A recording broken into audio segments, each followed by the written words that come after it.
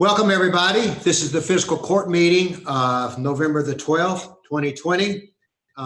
We welcome all of you. Thank you for being here.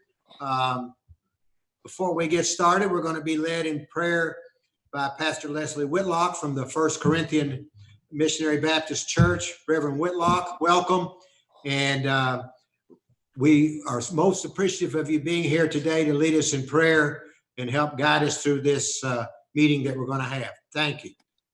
Amen. May we pray.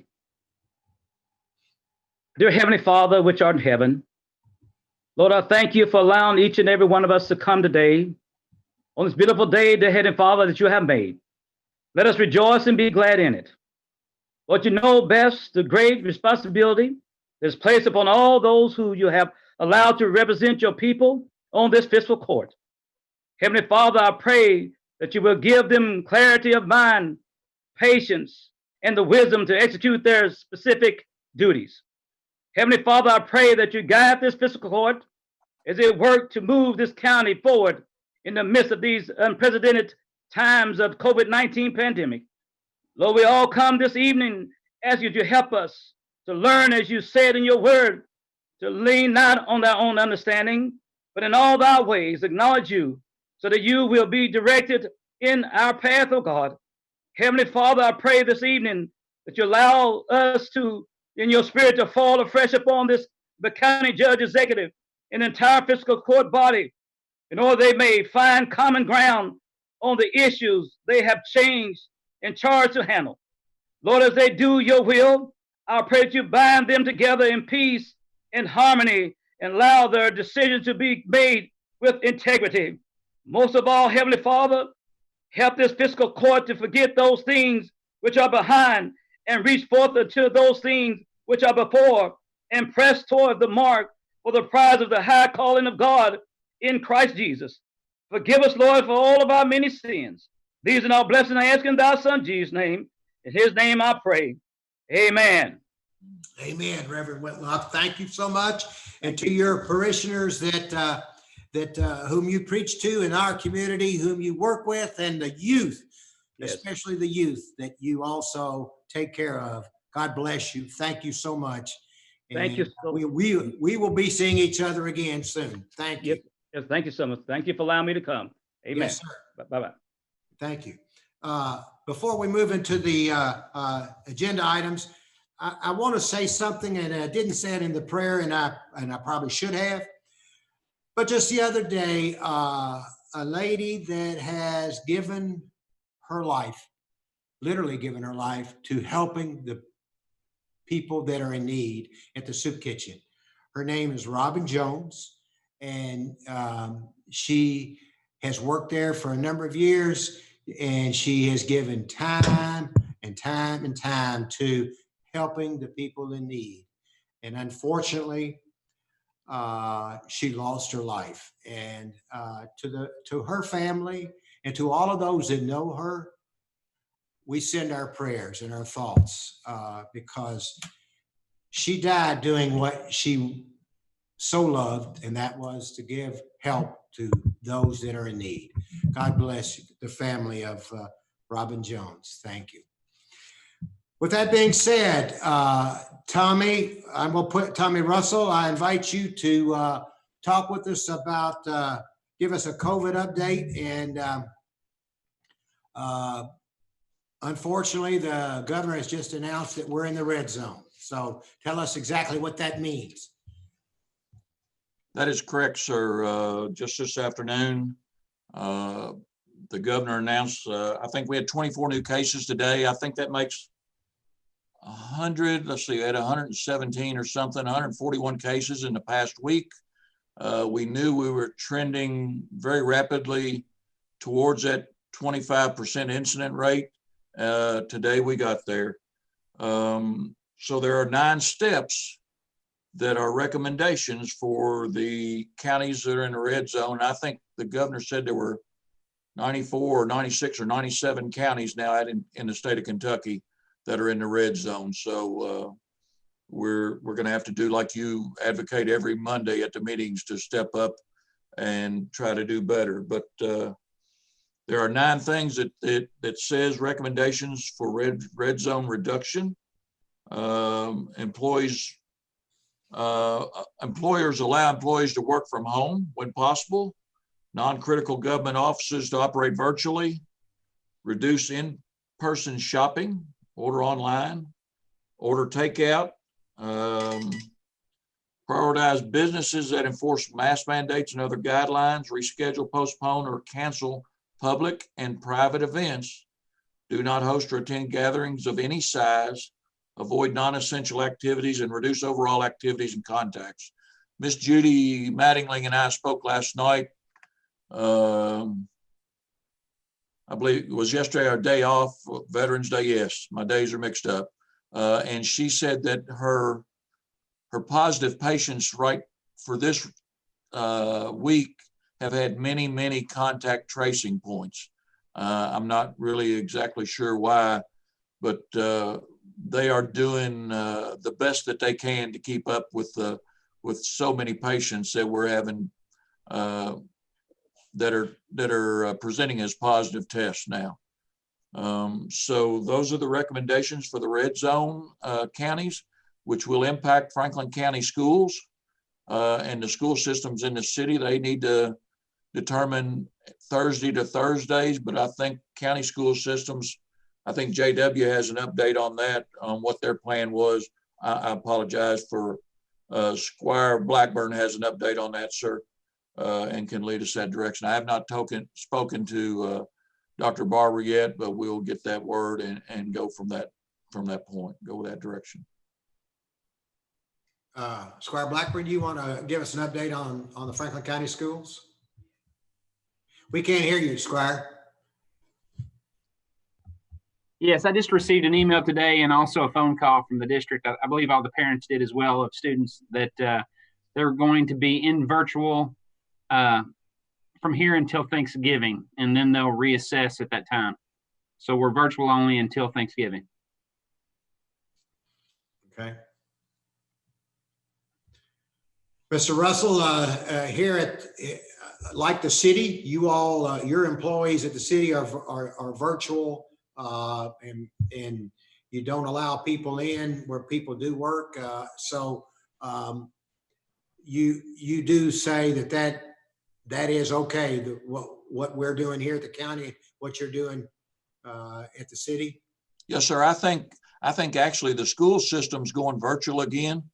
Probably will eliminate some of our employees from coming in, without health care, without child care.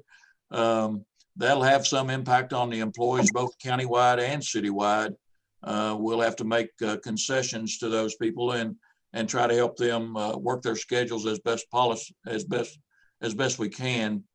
The other things that'll impact in the county, Judge, will be Carter House rentals and things like that, and we'll need to come to some agreement on what we're going to do there. I know you've said you spoke to Mr. Lewis about that, and we need to monitor that as much as possible. Other than that, restaurants and bars in the county, it's just one of those times that people are going to have to avoid gatherings. We're all COVID tired. We've spoken about it many times. But we just need to push forward to get through this thing, and until we get a vaccine worked out, at least for another 4 weeks or something like that. So, Yeah, and you're predicting it's going to last longer than a week. The 25%. Yeah, I would be shocked if we came down below that by next Thursday. Yeah, I said earlier that the employees were working virtually. They're not. They're working from the office. I apologize for saying that. Squire Moore? Yeah. Do we know any hot spots or age groups that are where this is coming from mostly, or to stay away from? Or I know with HEPA they can't, and people aren't sharing their social whereabouts and stuff, so contacts. So do we know anything on that? I do. I have a little bit of information there. 120 cases are community active, which means they're spread all over. I have 20 school active cases. You know, so the schools are not really the great big issue now. I'm sure some of the contact tracing is, but for the most part, it is community active, which just means it's everywhere. When I get the lists every night, you know, the addresses are everywhere that you could think of across the county. So like I say, it's just widespread, and just for the simple fact, I'm sure that everybody is COVID tired. We need to mask up, do what we can do. And we're starting to push out Thanksgiving guidance, which came out yesterday or the day before. I don't remember, but we'll start pushing Thanksgiving guidance out. And I know the judge talked about it Monday. So we can try to practice what we preach there to get this turned around. Okay, any other questions for Mr. Russell? Judge, if I can interject something just very briefly, Sure. and I don't know if you all heard the news, but it's something that we on the enforcement side and otherwise have been watching closely. But today the Supreme Court issued their unanimous opinion affirming the governor's power under Chapter 39, the emergency powers statute for his COVID mandates. That was a unanimous decision rendered this morning, released this morning. So if there was any question or thoughts that there was some kind of overreaching, et cetera, the Supremes said an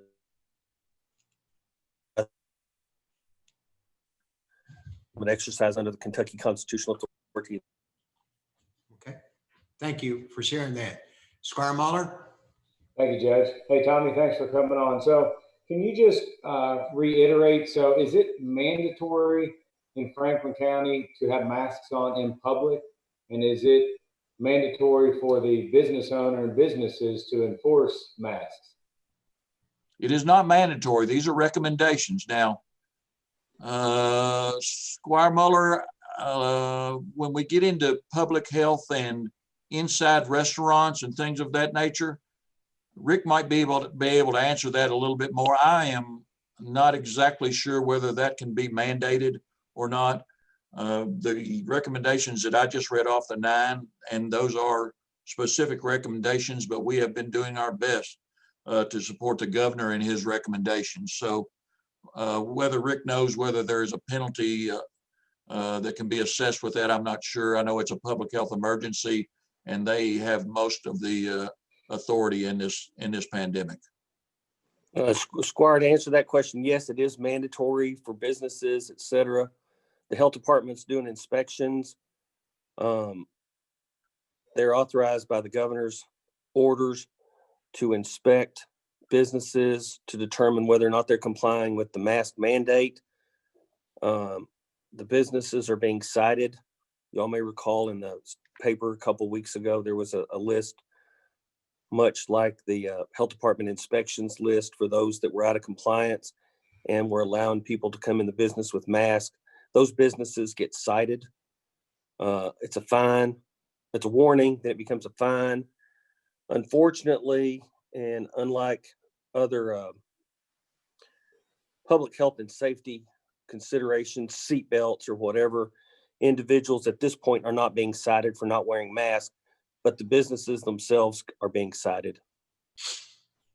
Okay, thank you. Squire They Sebastian? need to start increasing and starting citing individuals without masks. I issued an arrest warrant for a gentleman today who got in an inspector's face, interfered with him conducting his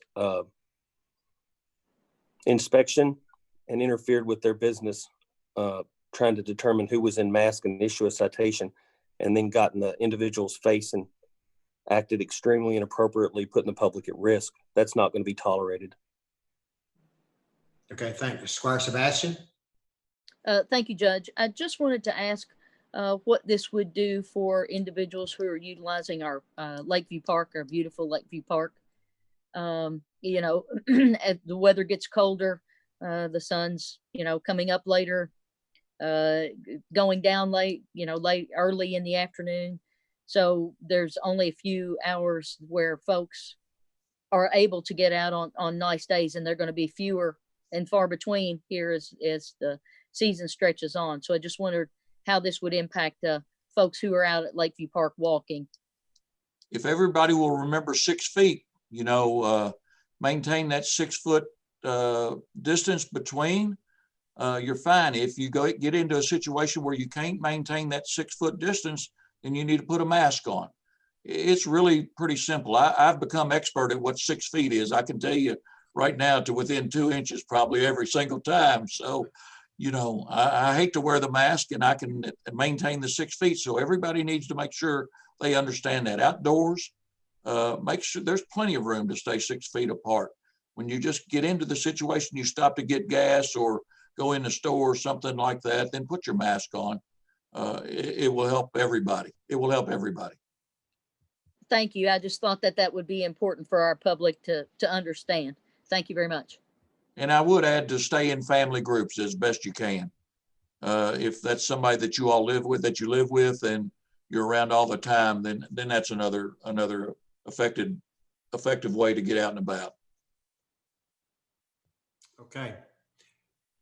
Thank you, Tommy. Anybody else? Anybody have any other questions for Mr. Russell? Tommy, thanks for the update. And while we have you on here, we might as well say, once again, wear your mask, wear your mask. That's how we're going to get out of this is by wearing masks. Absolutely. Thanks again, Tommy. Thanks for the update. Yes, sir. The next item on the agenda is a tax bill presentation. It's that time of year. Andrew, can you put up on the board the tax bill? I do this to educate the people in our community about our tax bill. And as you know that you've received it, and many of you are paying it right now, and Sheriff Choir is going to come on in just a minute and talk about how he's set up, what he set up for you to pay it. But I want to say this, that there are 7 entities that are on your tax bill. This is the county tax bill. The city tax bill is different, but this county tax bill has 7 entities: the state, the county, the school, the ag district, the library, the health department, and the soil conservation district. And I've asked Andrew to pull up the tax bills from last year compared to this year. And this is very interesting. On $100,000, if your property was assessed at $100,000, your tax, you are $25.34 cheaper this year than you were last year. That's because the county kept their tax rate the same. The schools cut theirs. The library cut theirs. The schools cut theirs. So the schools went down on $100,000, $25. The library went down $1, and the extension office went down 66 cents. The state stayed the same. The county stayed the same. The health department stayed the same, and the conservation district stayed the same. So that's good news to the taxpayers of our community. And once again, a reminder that your tax bills, to get the 2% discount, you'll need to pay them by the end of November. Please do that. I've had some questions about how do you get the homestead exemption if you're 65 years old, and you'll have to apply for that through the PVA office, and it will be for next year's tax bill, not this year's tax bill.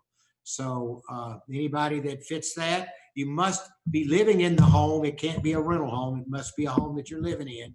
And you can get, I believe it was like $39,000 off. So it's a good deal for you if you're that age.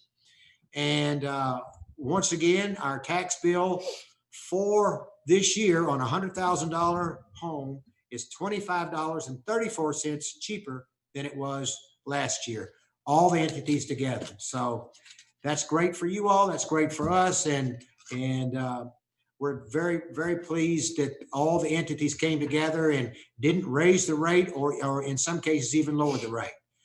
Squire Moore. That is, unless your assessments went up. Mine actually went up, Judge. Mine did too. So- Thank you for bringing that up. If your assessment went up, that's a different story.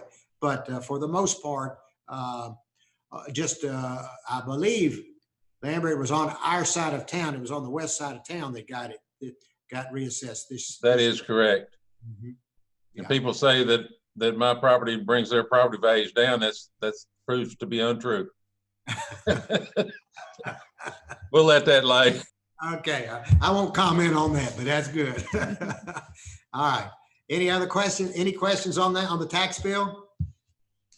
All right, the next item is Sheriff, will you follow up on the tax bill presentation? Will you follow up on how people can pay their tax bills? And you've set up a box out front. Yes, sir. We now have a drop box in front of the office, so if you come by, you'll see it in the front.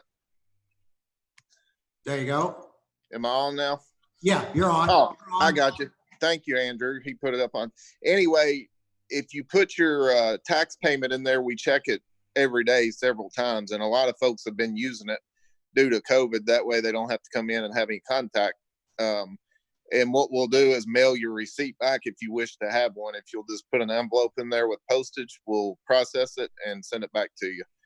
If you want to come in the office, you're welcome to. We're still taking cash, credit card payments, and checks. So we've just followed all the CDC guidelines with our 6-foot distance, and you have to wear a mask if you come in to pay in person.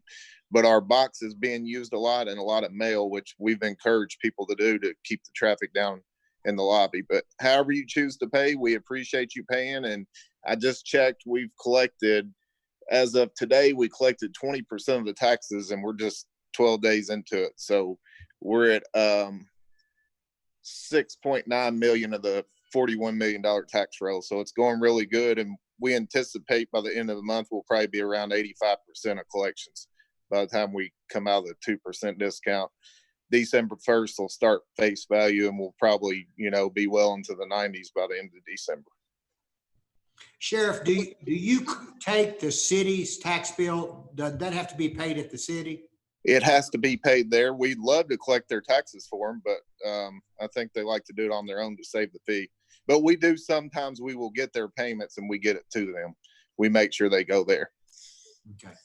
So city residents can pay their county tax bill at the sheriff's office, and if they have their city tax bill can be paid at City Hall. Right. And, sometimes we'll get the wrong mail. We make sure it gets to where it's going, but right. Those need to be sent to the city, and they also have a drop box as well. Okay. Any questions for the sheriff? Sheriff, thank you. Thank you for coming up with a plan to put a box out front and help people be safe. Yes, sir. And I think I understood what you said, but I wanted to make sure about the 65 or older. If you've turned 65, you can actually go to the PVA and get your discount this year before you pay your taxes. We actually printed that on the bottom of the bill, so we don't have to refund folks later. So we encourage you to get the discount before they'll actually change your bill before we process it. Well, okay. I'm glad you clarified that, because I was told that you couldn't get that this year. Right. And if you also are full disability, you may be eligible for the same $39,000 also. So just if you're of age or you're full disability, check with the PVA on your bill before you pay it, because sometimes we have to do exonerations, and it's much easier to do it before we process the payment. Very good. Thank you. Good information. I'm apologize for what I said, and I'm thrilled to death what you said. That's great if we can help people out. Right. And that's why we printed that on the front and back of the bill, because, people find out later on, and then we just have to refund and do the exonerations. We prefer to do it before they pay. Okay, dope. But you do have to go by the PVA's office to fill out that form. Right. Yes, sir. Okay. Any other questions? All right. Thank you, Sheriff. And you'll be back in just a minute. Okay. Sounds good. Thanks. Next item on the agenda is the Farmdale Sanitation District audit for the years ended June 30th, 2020 and 2019. Mr. David Harrod from Harrod and Associates, are you on the line? Andrew, can you bring David Harrod up? He'll need to unmute and turn his. Can you hear me now? I hear you. Now, how about, can you see me now? Can't see you, but can hear you. There we go. There you go. There you are. we go. All Good right, to see thank you. All right, thanks, Andrew. I'll spend a few minutes here to present the audited financial statements for Farmdale Sanitation District that has a June 30th year end. This would be for June 30th, 2020. I assume that you all have a copy of it there in front of you. If you look at the independent auditor report, which is numbered page 3, you'll see that we begin our report on those financial statements telling you that this business type activity has been audited in accordance with governmental auditing standards. Talks about management's responsibility. Management is still responsible for the financial statements. Our responsibility is to audit and issue an opinion on those financial statements. At the top of page 4 is our opinion. In our opinion, the financial statements referred to above, which are these statements we're fixing to look at, in all material, present fairly in all material respects the respective financial position of the business type activities, Farmdale Sanitation Districts at 6/30/20 and 19, and the respective changes in its net position as cash flows for the year ended in accordance with the county principles generally accepted in the United States of America. That is what you always want to hear. That's your clean opinion. So everything looks good there. Beginning on page 5 is the management discussion and analysis. It runs all the way from page 5 to through page 12 up to page 13. The format and everything is pretty much the same as last year. I don't want to sit here and read you a lot of information. You all can read yourself, but I will tell you that there is a lot of good information in there. As you read through there, you will see where the sanitation district has grown and financially gotten even stronger through this past fiscal year. And it gives a lot of the information about how that took place and what it's composed of as far as its cash, its liabilities, its debt, and its net asset growth. You will see there on page 10, you'll see under net assets, the district's assets have exceeded its liabilities at 6/30/20 by $1,266,000. That's a growth over the previous year from $990,000. So again, still looking very strong. Of course, Farmdale Sanitation, it's operating a group of 5, I believe it is, 5 smaller sanitation districts, sewage disposal plants that it has acquired over the last few years. That includes Evergreen, Ridgelea, Farmdale, Coolbrook, and Huntington Woods Neighborhood Association. In addition to that, they continue to incur expenses as through the engineering project as far as developing and drafting up the plans for the central sanitation district that they would hope to build and engage one day for all of those different small entities. With that being said, on page 13 is the beginning of the statement of net position, which is the balance sheet. You'll see on there that the current net assets are $338,000 against $45,000 worth of net assets or current net assets, giving us a working capital ratio that's very strong. You'll also see the continued growth in the plant work in process. Again, that's mostly the developmental part through the engineers getting that ready. So it gives us a total assets of $1,341,000. Over on page 14 is the list of the long-term liabilities. Now, as you remember, probably under the KIA loan, 95% of it gets forgiven, and so you'll see that of the $305,000 that's been forgiven, leaving $8,079 that is still due, and they have made a payment to reduce that for June 30th as well. So it wasn't all forgiven. There was a little bit of payment made. Kenny, I believe that was what, $6,000 or $7,000 they paid on this? Paid $8,000 on that. And then of course, the sanitation district owes you all a $30,000 non-interest bearing loan, which will be due no later than June 30th of 2022, so the next couple of years. The net position down there, you'll see is $1,266,000. That is the net worth. In other words, if the sanitation district closed down today and liquidated everything and paid all their bills, there would be a projected $1,266,000 left over. On the next page is the beginning of the income statement, the statement of revenues and expenses. You'll see the revenue there continues to grow. The sewer fees at $524,000. There were several grants. The EPA grant, of course, is an EPA grant through the county that has been forwarded on through payment of engineering fees and what have you on behalf of the sanitation district. You'll see the expenses as you run down through there, the biggest will be in repairs and maintenance. Of course, that includes the contract with the firm that oversees the operations and the daily maintenance of the sanitation district. So the district made a bottom line net income of $276,129 for the year ended June 30th of 2020. On page 16 is the statement of cash flows. You'll see where the cash came from, where the cash went to. Bottom line is, if you see right there in the middle, net change in cash and cash equivalents, the actual cash of the sanitation district grew by $101,723 during the fiscal year 6/30/20.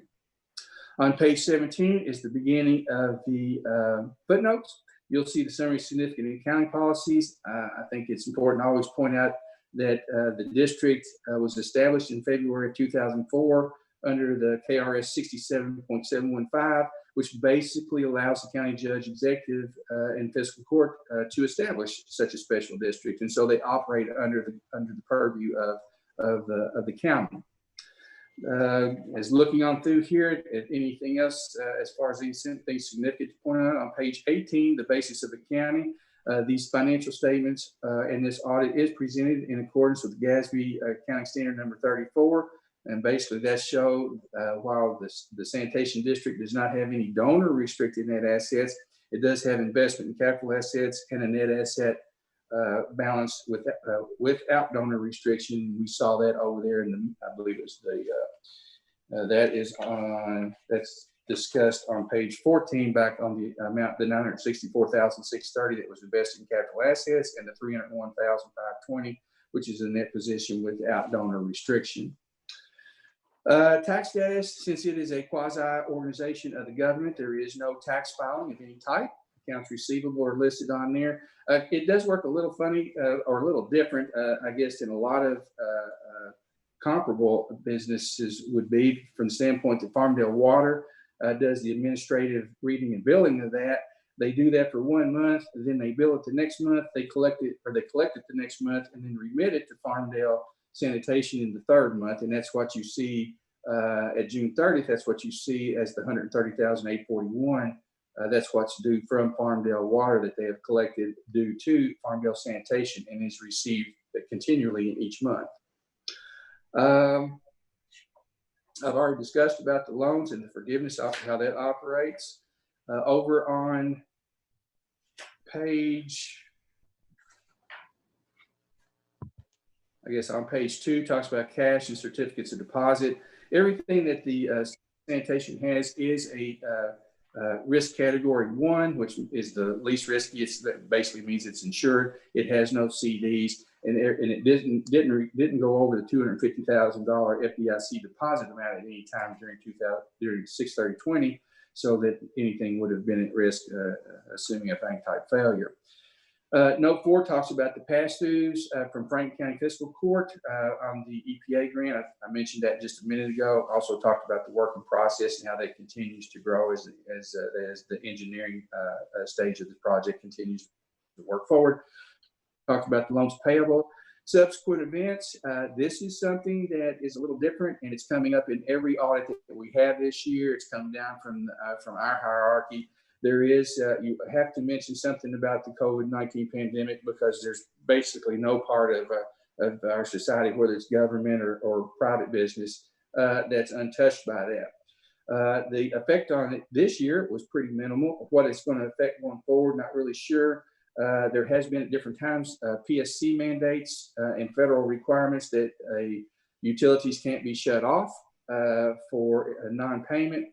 However, it's important to note, I think, that none of these mandates or none of these regulations forgive any of that debt. So as the utility customer incurs the fee for the service, it's not like it's forgiven. It just they don't have to pay it currently. Some of that too through the PSC has been lifted in the last month or two. So what we expect to see, while the receivables are going to go up, we expect to see the cash flow from that increase once we can get past this. So under the new pronouncements, I don't really think there's anything in any of those that are going to affect the sanitation district in any kind of major way. Note 10, which is, I believe, a very important footnote, is the liquidity. It's a footnote that's been required for the last couple of years. With that $207,000 in actual cash available to the sanitation district at 6/30/20, that represents approximately 59% of what it would need to operate an entire year if no money came in. That's a pretty strong percentage. Usually, I'm pretty comfortable with anything that crosses 20 to 25%. So. I guess the bottom line comment on this, in addition to the internal control report that's attached, is that the sanitation district is actually operating better in the last year or so as they have more experience with it. I think things get a little cleaner and a little slicker, and obviously has grown in strength financially. So that's my report, but I'll entertain any questions or comments, thoughts. Questions? Squire Sebastian? Thank you, Judge. And this may go to our Counselor Sparks. On page 6 in the organizational and business section, there's a sentence there that reads, "The district is governed by the Franklin County Fiscal Court." So as I understand it, Farmdale Sanitation, like Farmdale Water, Peaks Mill Water, US 60 Water, other water districts, Elkhorn, are special purpose governmental entities. And That's that they're correct, ma'am. not governed by Franklin County Fiscal Court. Is that, can you help just clarify that? I just want to, since I read that statement in here, I just want to ask about that. That's correct, ma'am. The county fiscal government has no direct oversight over those special districts, et cetera, including Farmdale Sanitation. They stand as a quasi-corporation, independent and independently governed. They're not under the direct supervision of the county in any fashion. That's Okay. true, Rick, but it's also correct me if I'm wrong, that they do exist at the favor of the fiscal court. In other words, they were brought into existence by the fiscal court, and the fiscal court could take them out of existence. Is that correct under KRS 67-715? Both of those statements are correct, and they're not contrary to one another. They were created by will of the county as a permissive corporation, and the county can to say it like my daddy used to say, "I brought you in, I can take you out." But that's the extent. But no, it's also correct that there's no day-to-day governance. That's correct. Yes. Yes, ma'am. Thank you. I read that and I thought I better ask about that just to make sure, because everything I've understand about special purpose governmental entities that includes Farmdale Water, that the fiscal court has no day-to-day operational control or say, since they report to the PSC. That's all right. correct. Thank And you. we'll try to clarify that next year. We'll clean that language up maybe a little. And that's okay, Mr. Harrod. I was asking for my Sure, edification, absolutely, because absolutely. when And it's in documents like this, it gets perpetuated, and I just thought I better ask about that. very good, and I appreciate that. Thank you. Any other questions? Seeing none, Mr. Harrod, thank you. Thank you. Appreciate it. So much. Appreciate it. Alan, you're up. You're going to present your budget. I think everybody has a copy in front of them, and it's a one-page, pretty self-explanatory. Does anybody have any questions?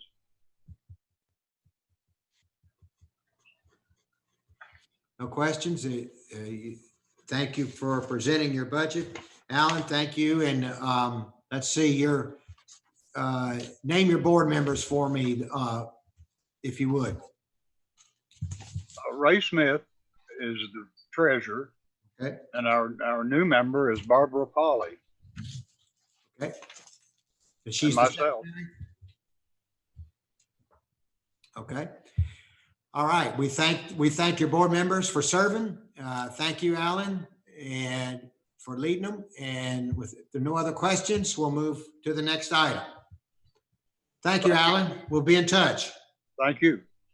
Okay, the next item on the agenda is authorization for approval of minutes from our regular meeting of October the 23rd. Any questions or concerns dealing with the minutes? Judge. Okay. Oh, okay. Seeing none, Tamara, you have a statement that you want to make? Yes, I just wanted to send an email out, and I'm sure everyone saw it, but just a reminder to disregard agenda item number 20. There was a clerical error on there, so if you all could just Would you read what? mark that off. It was authorization to return to open session, and for some reason I stuck that in there as a reminder and didn't take it out, and it just got the cart in front of the horse. And then also, I just wanted to ask that if anyone has not activated their new county email address, if you all could go ahead and get that going. So a lot of us are sending email correspondence to the old address and the new address. So just if anybody hasn't gotten it, just get up with Andrew and he can help you with that transition. Okay, thank you, Tamara. The next item on the agenda is authorization for approval of minutes from our special meeting of October the 30th.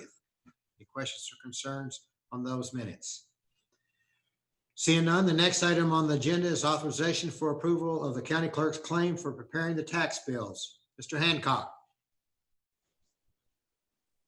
Find the unmute button. Sorry about that, guys. Good to see everybody this afternoon, late in the afternoon. It's dark outside already, so I'm not quite used to that. This is a continuous bill that comes every year. It's for the preparation of the tax bills. It's just a pass through. The state pays half and you all pay half. Any questions? Squire Blackburn? Hey, Jeff. I see on here that it says 30 cents each.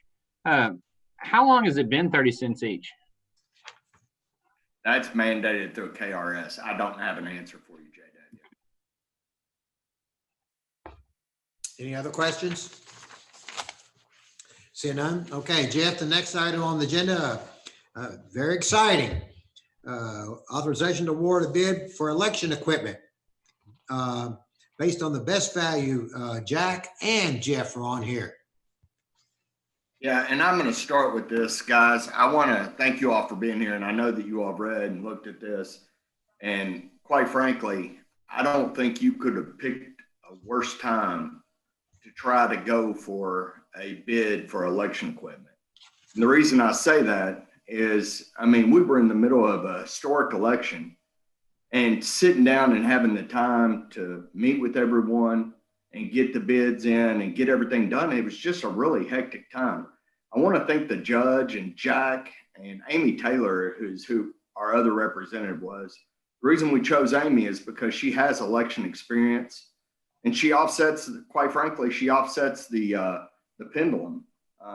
Both the judge, and I don't think he'll mind I say this, but the judge and Jack are from the Democratic Party, and Amy is from the Republican Party. I believe in party parity in everything we do. I believe that we are a community made up of parity of people. So we need to represent a parity of people. They did a nice job. Either of the companies that offered this equipment would have done a nice job, either one of them. I just wish we would have more time in a different setting to not have to rush this entire situation. With that being said, it's hard, it's impossible. And it would be impossibly, it would just be careless for us not to try to use a $526,000 grant. And I think they did the best that they could do in the situation they were in. The overall look of it, the new equipment is a very nice piece of equipment. The handicap, instead of it being a non-touch screen, it is a touch screen. It's print on demand. We'll be able to print paper ballots at every single precinct. It's real important because now I'll be able to take the 6 locations we used out in the county, which represent you all as voting districts. And then I'll be able to go to 3 or 4 really nice rural areas. And when I say that, I want to go back out to to the fire station out in Evergreen. I want to go back out into the fire station out at Ball Knob. I want to go back into these rural areas out in Schweitzer, Swallowfield. I want to be responsible with how we're spending our money and make sure that we can do good elections that fit the needs of Franklin County residents. We almost hit them. We almost hit it completely out of the park. But the biggest thing we heard is please come back out to our rural communities. We are not all city folks. Please come back out to our rural communities. I want to get back out to these rural communities. This is something that in an ideal world, we wouldn't have written it this way. We wrote the election and how we did this election based on COVID. But we learned a lot of really good things. And let's take these good things, let's get back out in the rural communities and also be out in the schools in your districts. With all this new equipment, that will allow us to do that, guys. It will allow us to set the stage for what Franklin County will set the stage for what the state of Kentucky will want to do, what they'll want to be. We will be able to get out equipment in the rural areas, in the school districts, and at a central hub location. And we'll be able to do it affordably, making sure everybody can pick any ballot that they want to. If somebody wants to drive out to the Bonnet Fire Station and get a city ballot, we'll be able to print it out there. It won't be a problem. So I want you to know that the group did an excellent job. We have equipment that will take us 15 years into the future. What they have bid at this point is something that will take us and allow us to be, it'll allow us to be the envy of the state of Kentucky. We will have a great program. It will be a paper ballot for every single citizen. But let me tell you this, everything that we've known in the past, the DREs that we've had in the past, they are decertifying those as we speak. They want everybody to have what's called a paper redundant backup. So everybody will be voting a paper base. Even the handicap equipment will print you out a paper-based ballot.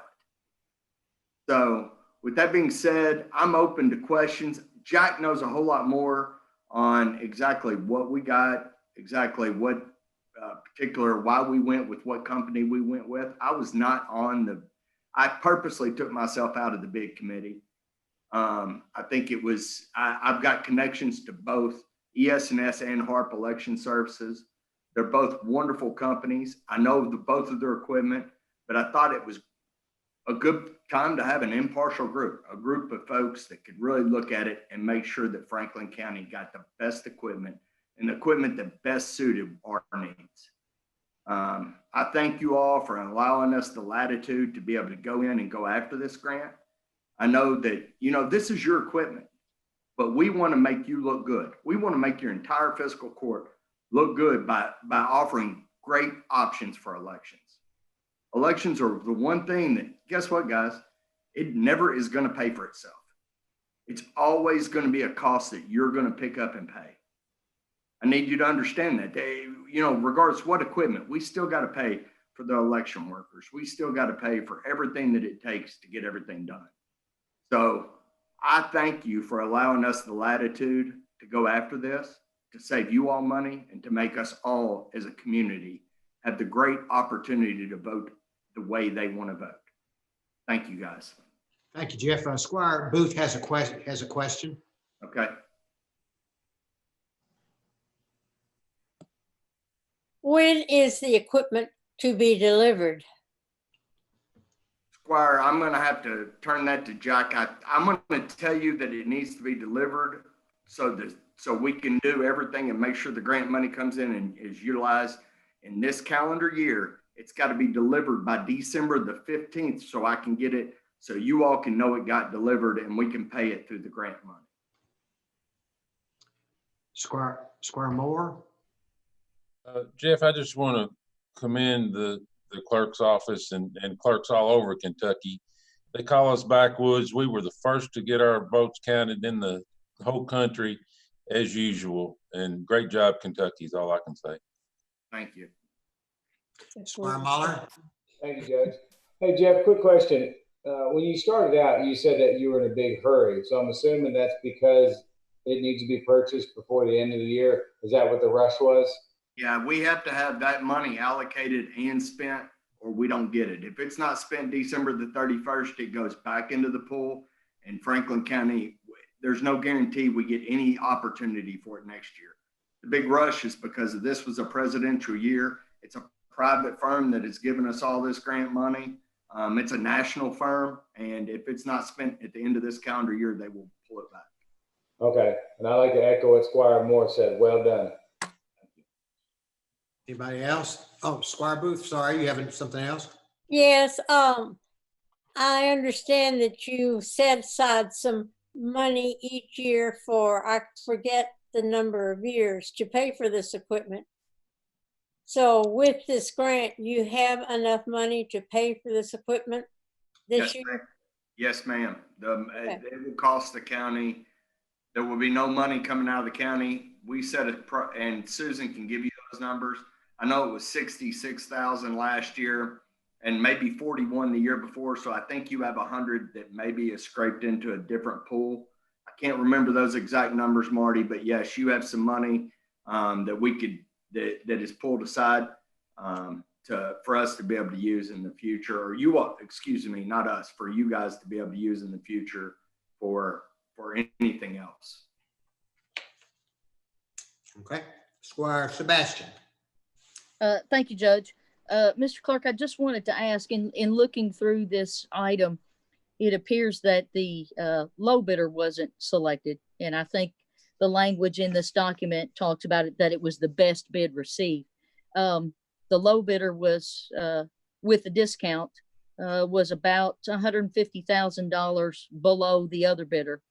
And then without the discount, it was more than $200,000 outside of the low bidder. So wasn't really sure if somebody on the committee, because it says on here, the committee, the selection committee consisted of the judge, yourself, Deputy Clerk Kennedy, and election officials. If there was somebody that could talk to us a little bit about what elevated this bid that is being recommended, which is not the low bid above the other. What was it that really elevated this bid? Squire Sebastian, I'm going to talk on this a little bit. I am going to turn that over to Jack because I was not on the committee myself. I want to start by saying, and for the rest of you magistrates, you may not know this, I tricked Sherry Sebastian, Squire Sebastian, into being a precinct officer. She had to spend 13 hours out at Collins Lane School and work with an iPad and check voters in and keep people happy for 13 hours. So I wanted to publicly thank you for your service. It doesn't go unnoticed. I appreciate it. And I personally know how hard of a day that is. So thank you for what you did. So do I. Yeah. Thank you. I enjoyed it. I've gotten to do it before, but this was a little different. So I appreciate that and everybody who worked that day. Squire Booth, you had something? No, I'm sorry, Judge. He didn't answer my question. Yeah. Oh, I thought you did. Yeah. Okay. Secondly, the companies, one company is a company that we've used for decades. Let's take me out of the clerk position. Let's just say the clerk's office as a whole needs to be able to run successful elections. HARP Election Services is the reason that 6 years ago when I came in office that we were able to run a successful election. Without their services and without their knowledge and everything that they bring to the table, we would have had a really hard time running our first election. So there was some added value in what they offer in the fact that they're out of Lexington. They're a company out of Lexington, Kentucky that has been supplying your ballots for decades and been offering knowledge, know-how, and understanding of how our ballots set up, how many ballots we need to order, how we get through. So if you just take the clerk's office as a standalone at this point, it would have been very important for HARP to be our service provider on that. With that being said, I think that, and I don't know this factually, I know bits and pieces of it, Squire Sebastian, and I think it would be better for me to turn it over to Jack at this point. I know that some of the equipment that was needed was not all on one bid, and some of that, so some of those numbers, there were more things that needed, more tables that were needed with some of the other bids, more carrying containers, more things that go along with that. So I am going to turn that over to Jack at this point for some more explanation. And I know there's also a monthly, or not a monthly, but an annual fee that would come back to you with the other piece of equipment. So Jack, are you on? I'm on if everybody can hear me. Yeah, we can hear you. Thanks, Jack. Okay. Okay. And Squire Sebastian, I'll get to your question in just a second. First of all, I did want to thank you for working in the election, and Squire Booth, I know, has worked in several elections in the past. And I wanted to talk a little bit and thank the committee that took the time to look at these bids.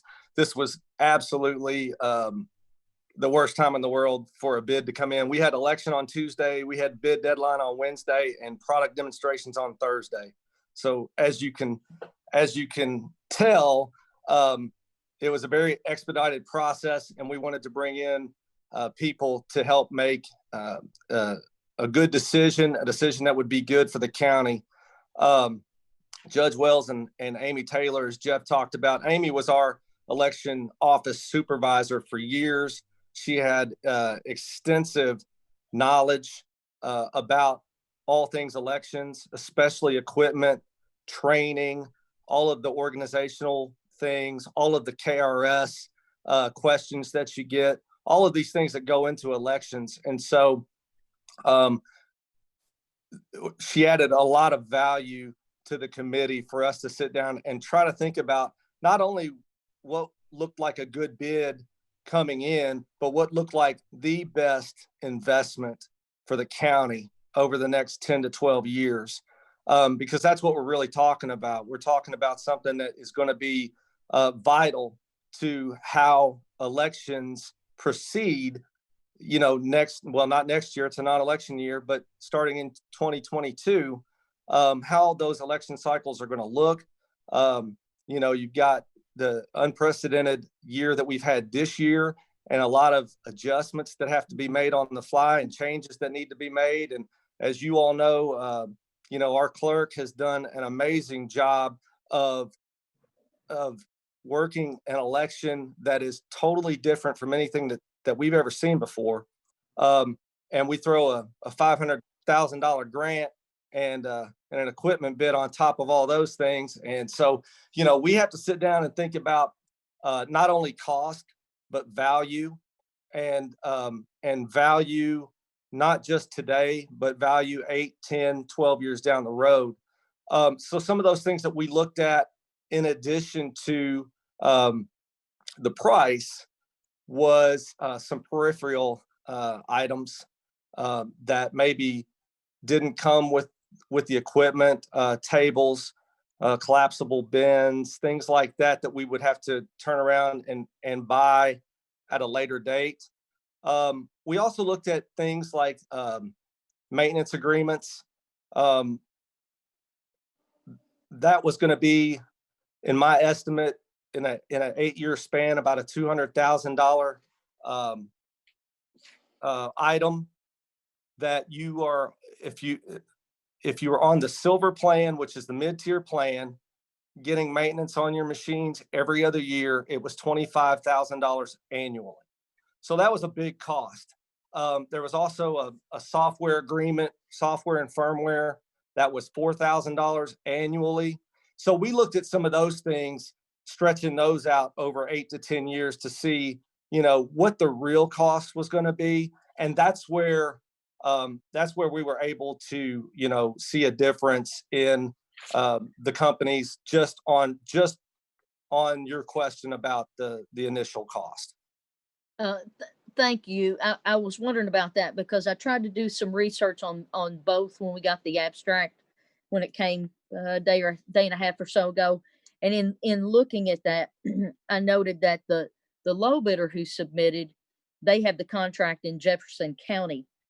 And it just wasn't clear from seeing this document what really elevated the recommended bidder, because we didn't really have an understanding of the maintenance agreements and then the software and firmware. Certainly tables and bins aren't going to make up $150,000 to $200,000 difference, but software and maintenance and those kind of things certainly can do that very quickly. So just really wasn't sure. And since we didn't see the other documents, I know like I said, I did some research and it appears that Jefferson County seems to have been happy with the other bidder for a few years. So something obviously had to elevate this bid. So I appreciate the clarification. Thank you very much. Absolutely. And Squire Sebastian, I appreciate the question. I don't think you'd be doing your job if you didn't ask that question, for sure. That's why I ask them at every meeting. That's why we are here to do our jobs, no matter how long it takes. Appreciate it. Jack, I think you haven't mentioned, and I'd like for you to mention as a caveat to the maintenance agreement, the location and of HARP Industries and then the ES&S required us to, if there were some issues, we had to pay the plane fare plus expenses for a technician to come in from Oklahoma to work on any issues. Would you explain that? Would you go into that in a little more detail? I'd be happy to, Judge. And that goes into, you know, a lot of the value, things that we consider to be valuable, especially when you're in the middle of an election. We looked at the locality, the company that we're working with, HARP. They're located in Lexington. Their equipment's located in Lexington. They have a print house in Lexington. If this is just an example, if you needed a pad of ballots on election day, you could get them.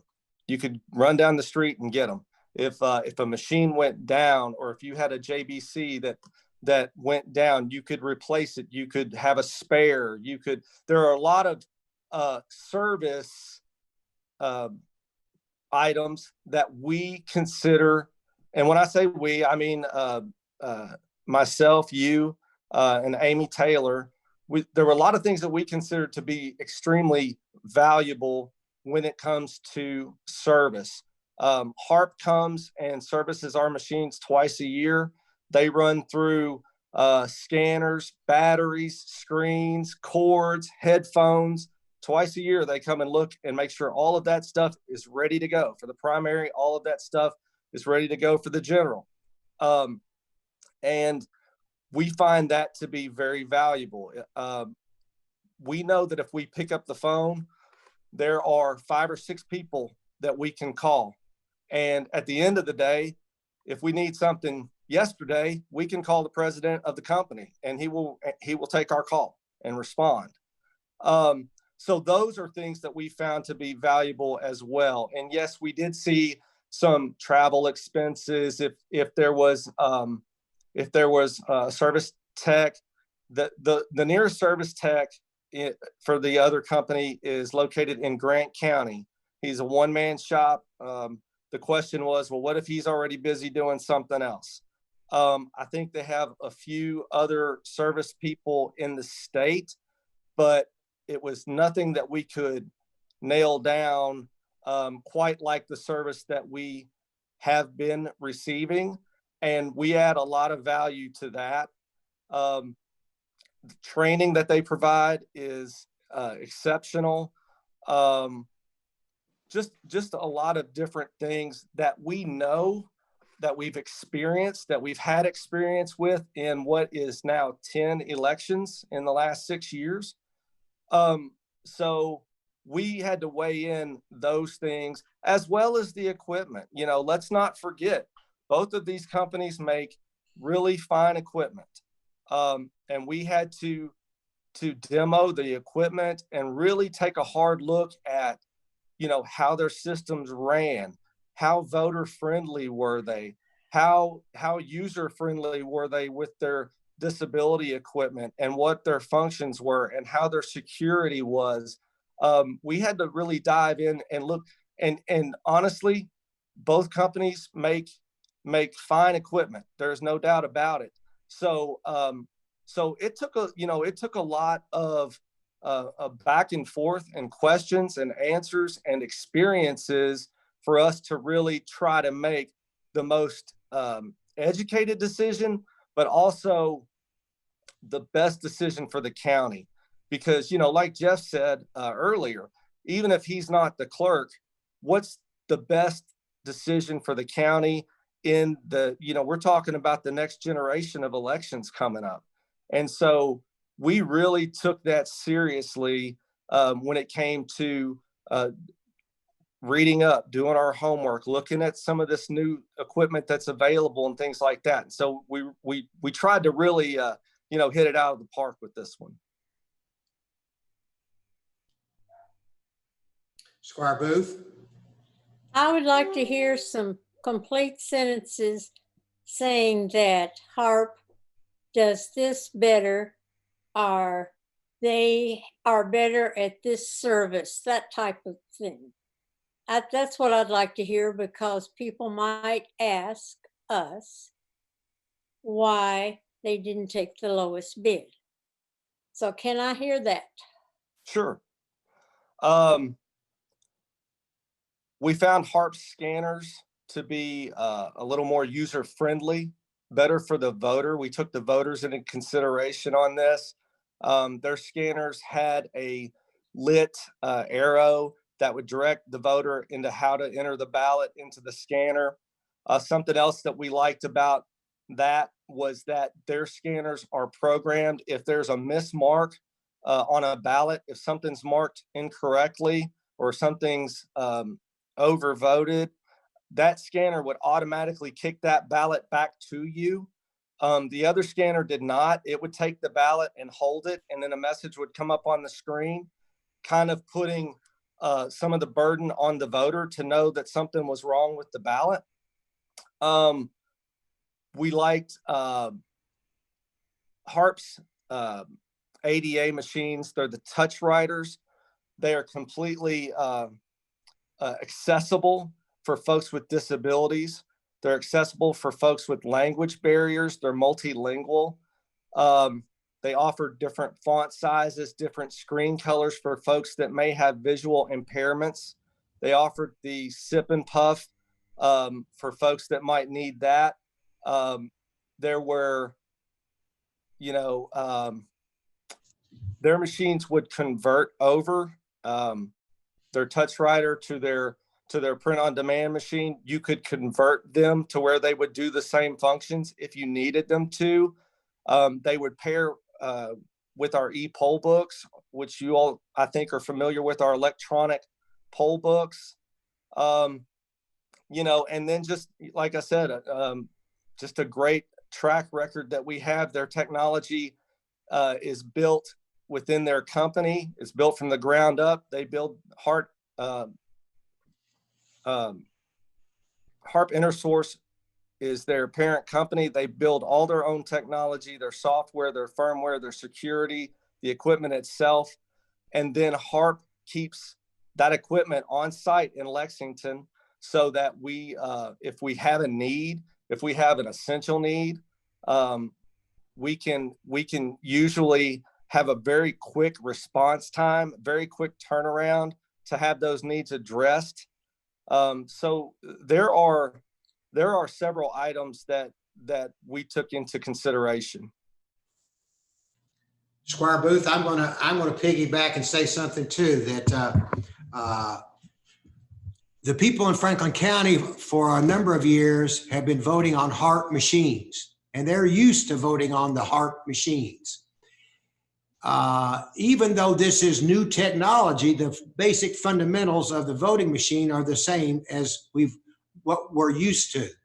If we would have gone, and this is my personal bias, if we would have gone to the other machines, it would have taken some training and it would have caused some difficulty, in my opinion, for the voters, because they were different. And they were different to a degree of like, what do I do here? It would have taken more help to help the voters vote off of the new type of machines compared to the machines that we are used to in Franklin County voting on. And Jeff, I'm sorry, but I thought I ought to say that because that was my bottom line from the committee standpoint. And guys, let me say this. I didn't blindly completely get out of the committee and say, I'm not going to watch what's going on. I did watch the meetings. I watched the demos. I turned it over to the committee I let them have an independent vote on it, because I think that's what you do as a leader. You turn over, you listen to the information, and you say, I want independent people to make independent decisions.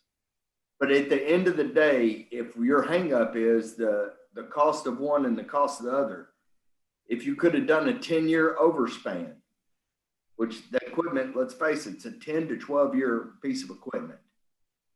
Cost is the actual cost of the equipment.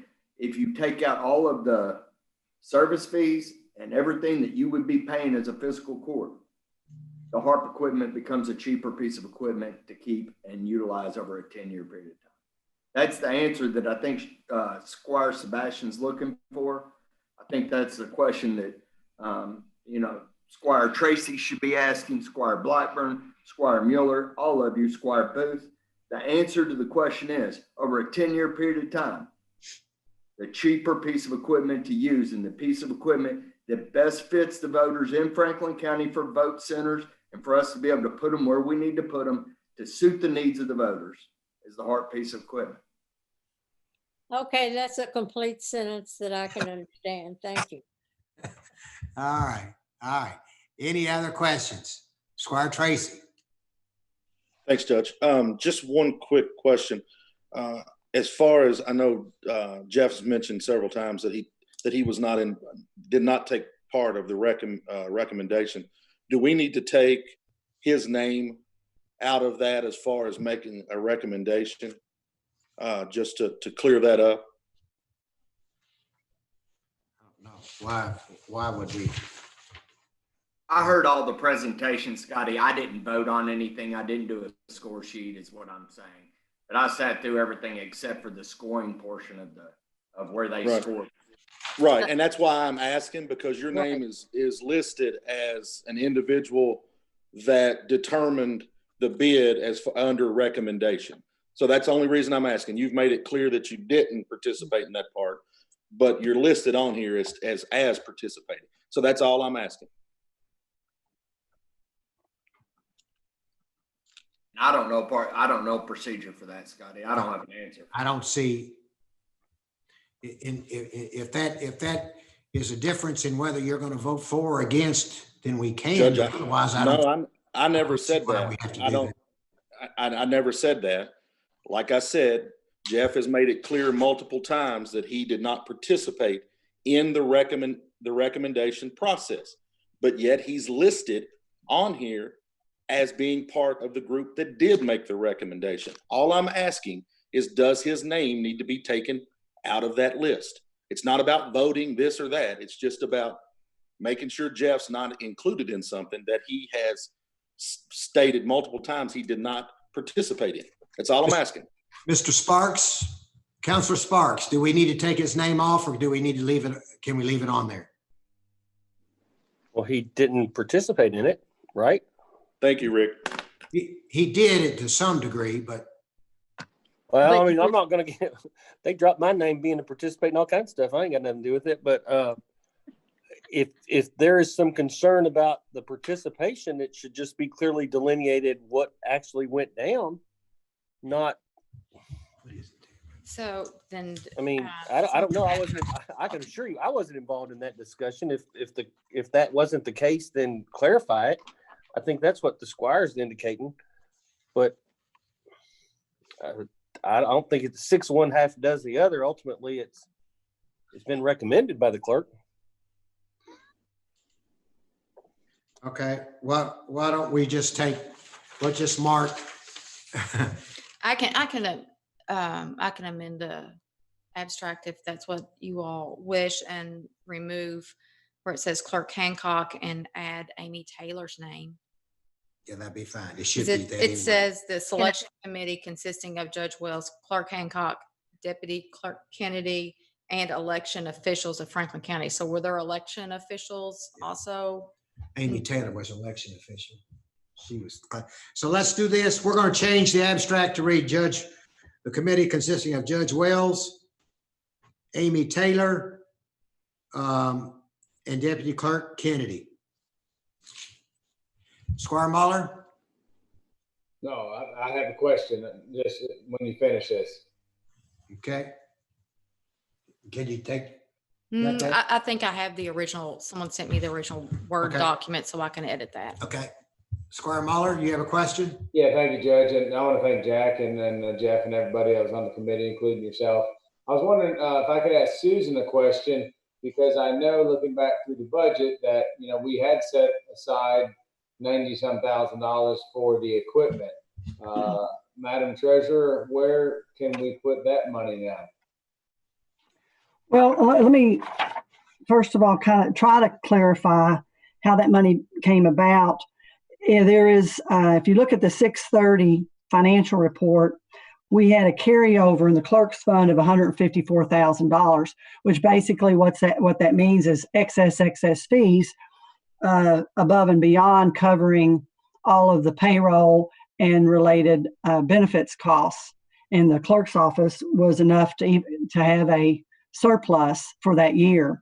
And we chose, based on the fiscal court's recommendation early on, when the first set of excess fees to come in and set aside for the future for election equipment.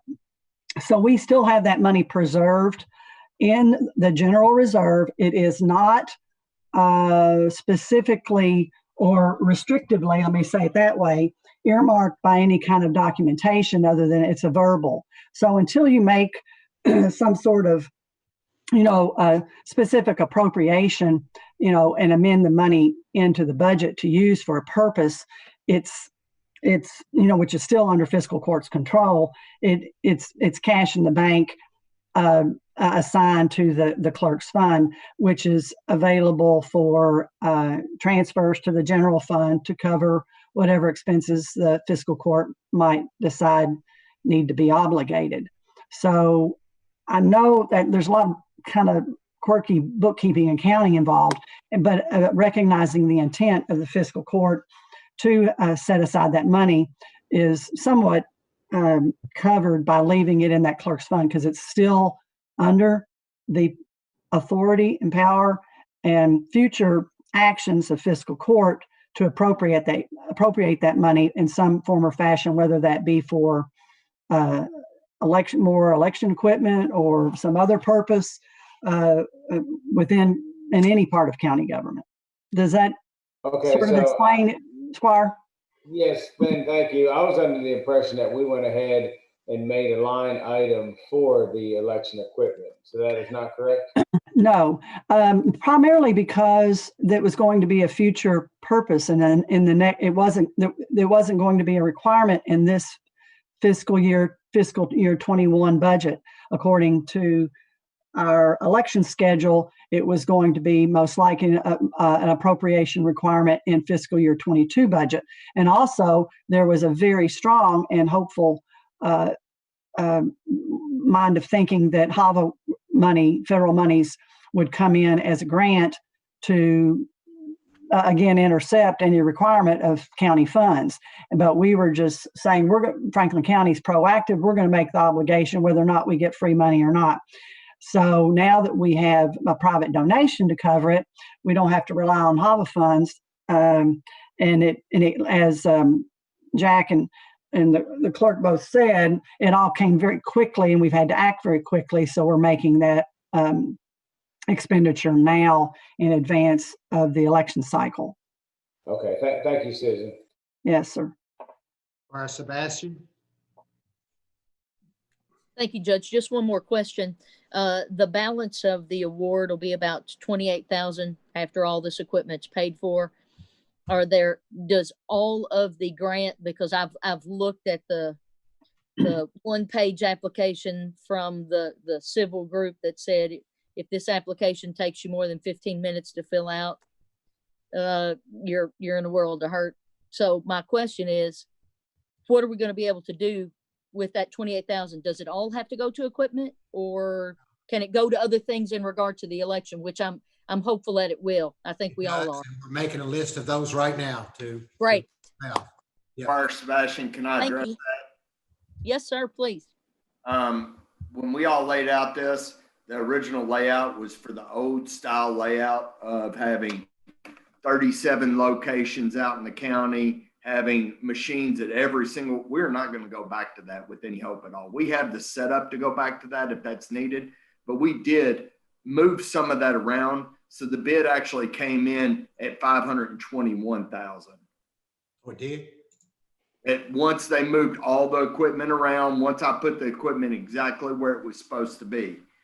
Well, I mean, we so can have this conversation. well, that begs the question then, because the material that we have that we're voting on tonight says the equipment is a different amount. So do we need to get the correct document in front of us? And Counselor Sparks, this is a question for you because we're not voting on that amount. Not voting on that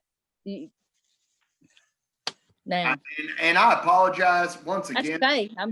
This is a very fluid, very moving thing that happened in a very short period of time in the middle of an election, an historic election. When I turned it over, if you want voting centers, if you want to move to the future, if you want to have options for everybody, if you want to have a print on demand at 10 locations, if you want the election equipment, and if we need to stop this, that's fine. But buying equipment that doesn't fit the needs of Franklin County is a waste of your time. It's a waste of the taxpayers' time. It's a waste of the grant time. It's not doing what any of us were intended to do. So if it's messed up, you can blame that on me. But I, quite frankly, until 4 days ago, didn't have a chance to breathe, for lack of better words. I was too busy trying to get an election. I mean, Councilor Sparks, how do we handle this? Because we are on a time crunch. I don't know how to handle this.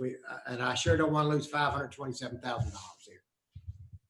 Question that you're voting on today is the HARP bid the source of? We're not hearing you, Mr. Sparks. And I apologize, y'all. I'm going to end up having to go to a different location because I'm gapping in and out. The matter before the courts, whether or not you're going to accept the bid for HARP. It's real simple. You know you're not. But Councilor Sparks, the other height you're getting trapped in. What, ma'am? I was just going to say what we have from HARP demonstrates a different amount, and I would agree. None of us want to lose the opportunity to avail ourselves of this, grant and these funds. But what we have in front of us is to vote on a document that calls for $498,350, not the 521. So, and what you're voting on is $498.35. Yes, ma'am. That's what's being voted on. $498,350. So then we're not voting on all the equipment. I think that I don't know. I don't know what we do here. That's the document I've been provided to purchase HARP equipment for $498,350. That's the only agreement that I ever saw.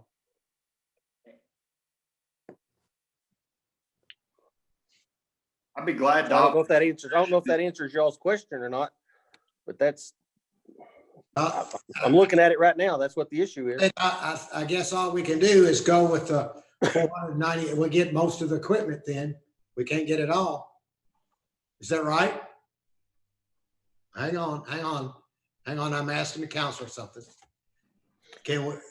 The issue before the court to be voted on is whether you're going to vote on purchasing equipment from HARP at $498,350. That's the only thing I've seen. That's the only thing I see. Now, if I'm missing something, I'm looking at it, scanning violently right now, but that's the only thing I'm seeing under this agenda item. Where did the 521 come from? Hold on, please do not. Let's. Squire Blackburn, you have a question? You're first. Yes. Mr. Hancock, is there a way you could get the real number to us right now so we can amend it and move on? I'll be honest with you, Squire Blackburn. I thought you had the real number. I understand. In everybody's defense, that number, I didn't get that number until this afternoon, but I thought it was given. I told everybody that knew what I had intentions of doing. it was no hidden anything. Sure. The fact of the matter is, guys, I want us to get the bid, but I want us to get the correct equipment that's going to fit Franklin County and the needs of Franklin County residents. Do you have that sheet that has the real number on it, Jeff? I think so. Hold on. Rick Sparks, while he's looking at that, can we amend this item to the different amount since the money is the money's part of a grant? Y'all, I don't know. I'm just confused as hell. The bid amount here says $498,358 to be awarded to HARP. That's the only thing I know. I don't know what's going on. I'm just. Well, we don't I either. think HARP would take that. Well, I mean, that's all I can say, and I don't mean to be facetious about, but that's what I was provided last week. That's what I'm looking at right now. It's $498,350. I just forwarded it over. Well, I'm just going to be quiet. All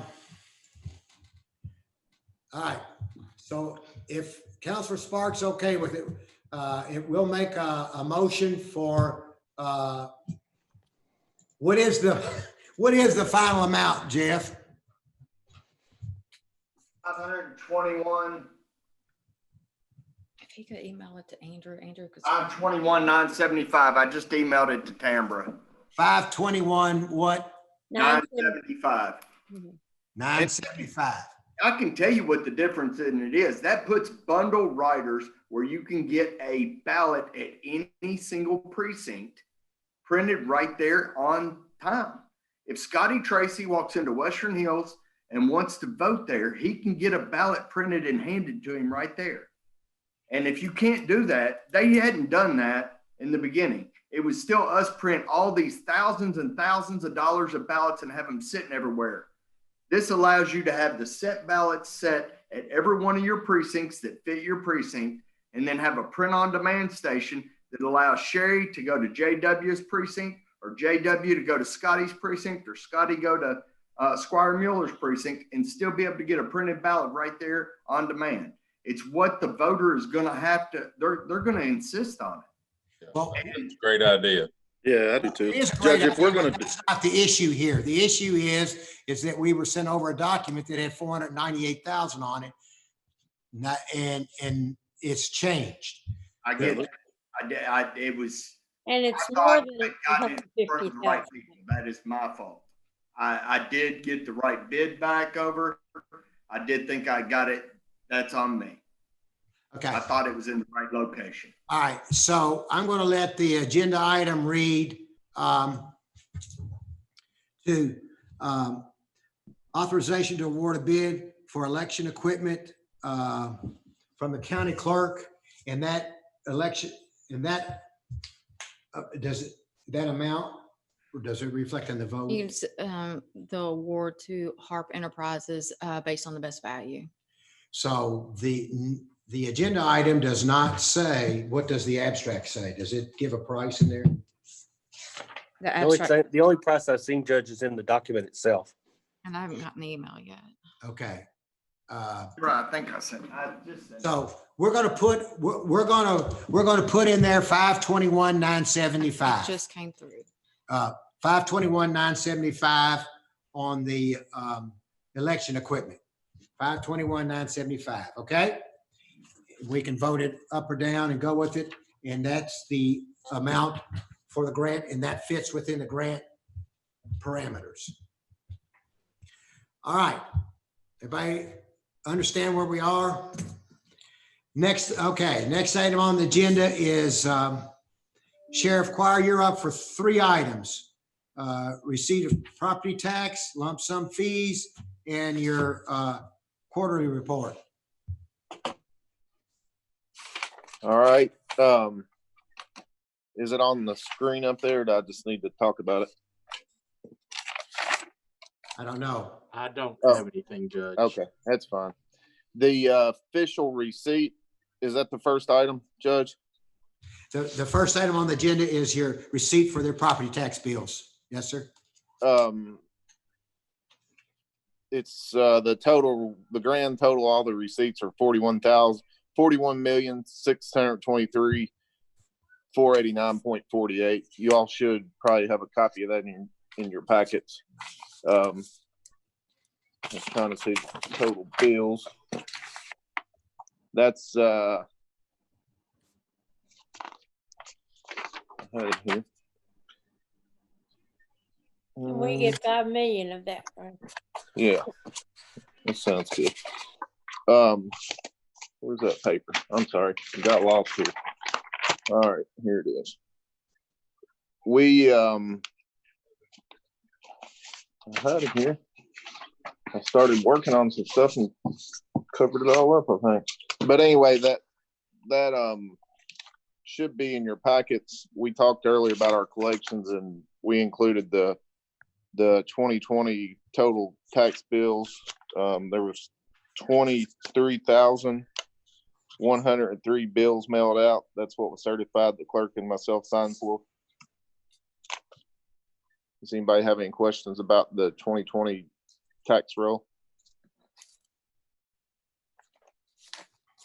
All right. The next item was our budget amendment. Is that right, Judge? Next item is the lump sum fee officials budget. That's our third quarter report. We're amending that due to the CARES money that we received for working the testing sites and some of the money that we got for the PPE. The paper we sent you for your packets will show you the amounts, but it was just because of the revenue that we brought in, we had to put in our third quarter budget that we turned into DLG, which we sent off on the 19th, and we added those revenue lines. It was 18,000 for payroll reimbursements and 2,000 for PPE. And on the disbursements, you'll see that we spread out the school resource salaries for the deputies because we started collecting the law enforcement insurance and the errors and omissions insurance, which is refunded back to the county for their benefits. As far as our third quarter, we're well into November, but our budget's looking good. I know I've talked to the other counties. Out of the 120 counties, you'll see a lot of sheriffs probably in the negative, but luckily we'll be within budget at the end of the year, and we'll have some excess fees. It won't be anything like the clerks, but you'll get a little something back, and we'll stay within our budget, which has always been our goal. As long as we're in the law enforcement business, I think we all understand there won't be a lot of excess fees, but we do try hard to stay in our budget. So looks like we're going to be in good shape there come the end of December. That's nice to hear, Sheriff. Thank you. Yes, sir. Squire Blackburn, you have a question for our sheriff? Yes, sir. Good afternoon, Sheriff Quire. I was maybe wanting to see if you could tell us a little bit about how the SROs are operating with the school being the way it is. I know I've gotten some questions from some folks, and I know there's still teachers showing up at school every day. There's some special ed folks coming in. There's a lot of stuff still happening at the schools. And a few people tend to think that school's not in and SROs weren't needed. So I just wanted you to clarify that. Oh, I understand. I've heard it too. But, the truth of the matter is when you have professionals and a job for them to do, I mean, if we fire all these people or lay them off, they're going to go to work somewhere else. So once school's back, guess what? It's going to be hard to replace. It takes a special kind of deputy to work in the schools. And Yes, I think we have the best three that we've had, in my opinion, in a long time. So it's a good fit. However, they are going out and doing home visits with counselors and school staff because, as a teacher, that some of these kids are not responsive to anything. So we don't know if they're okay or what. They've went out and helped deliver lunches and done home checks. And you're right, there is staff at school. So they've been there for the kids that are there and the staff, and they're also doing more home visits and, any games that they have. Of course, we have a police presence. So they've also been working at some of the games that's been going on. So they're being utilized. It's not like when school's usually in, we're having to process juvenile charges and go meet with, folks at the courthouse, but they are still doing a job, and it's important, and they provide, security for the schools. And the school hasn't hesitated at all and paying them. So it's working out just fine. And when we get back to normal, they'll, you know, ramp up like they always did. But thank you for the question. Thank you. They do a great job. Any other questions? Okay, Sheriff, thank you. Appreciate it. And we're going to be seeing you. You're working on your budget for next year, I guess. Yes, sir. You know, it'll be a lot like the last one. If I know there's a 2% raise on for the county tonight, hopefully that passes and we can do like normal and try to give everybody at least the cost of living like the other county employees get. So we'll see how that goes, and gives us something to follow, and it makes it a little easier on me. You know. All right. Thank you, Sheriff. All right. Next item on the agenda is authorization to approve a detention service interlocal agreement with the United States Department of Justice, the Marshal Service, and the Prisoner Operations Division at the jail. Mr. Bono, welcome, Jailer Bono. Congratulations on your election as well. Thank you. I'm glad that's over. I will say that Jeff and not Russ, but Jack did a great job, and I appreciate everything they've done. How is everybody tonight? We're all right. My first one's good news. We talked a few months ago about Summerreal and negotiating our contract with the U.S. Marshal Service, and that has been completed. Through the negotiations with Summerreal and Chief Deputy Mazzacone and myself, we were at $30 a day per diem with our U.S. Marshals at a $15 transport fee. And now we're at $50 per diem per day and a $23 transport fee with a 3-year contract. With the number of inmates we have today, which is 20, and I hope that number goes up, but with COVID and stuff, we have to just wait and see. But with that number alone of 20, you're looking at about $144,000 per year revenue just by this contract. So the more inmates that we get, the better off that is. So this is good news. You're talking about federal? Yes, ma'am. Okay.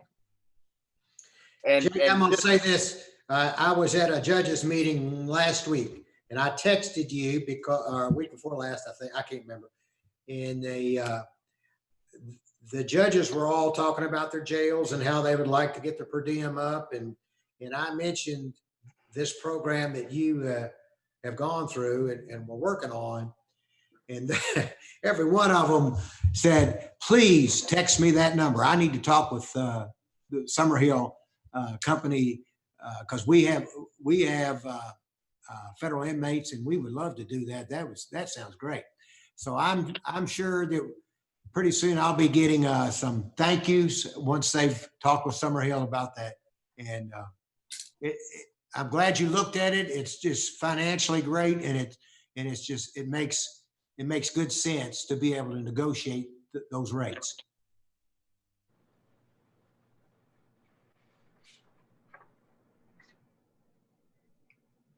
Squire Sebastian.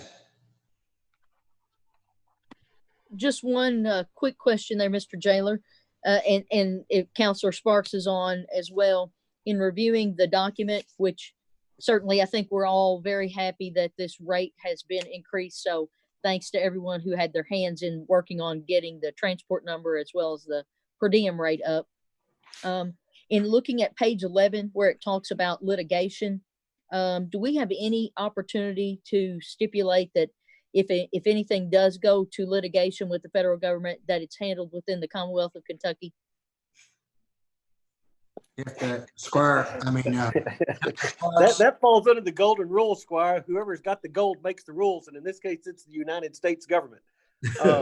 Well, yeah, you know, I yeah, this every sure. meeting. I ask it every time. I would say that probably that didn't get crossed, or that bridge didn't. In fact, I was looking more on the immigration holders. What kind of got the inquiry? We can certainly attempt to do venue and jurisdiction.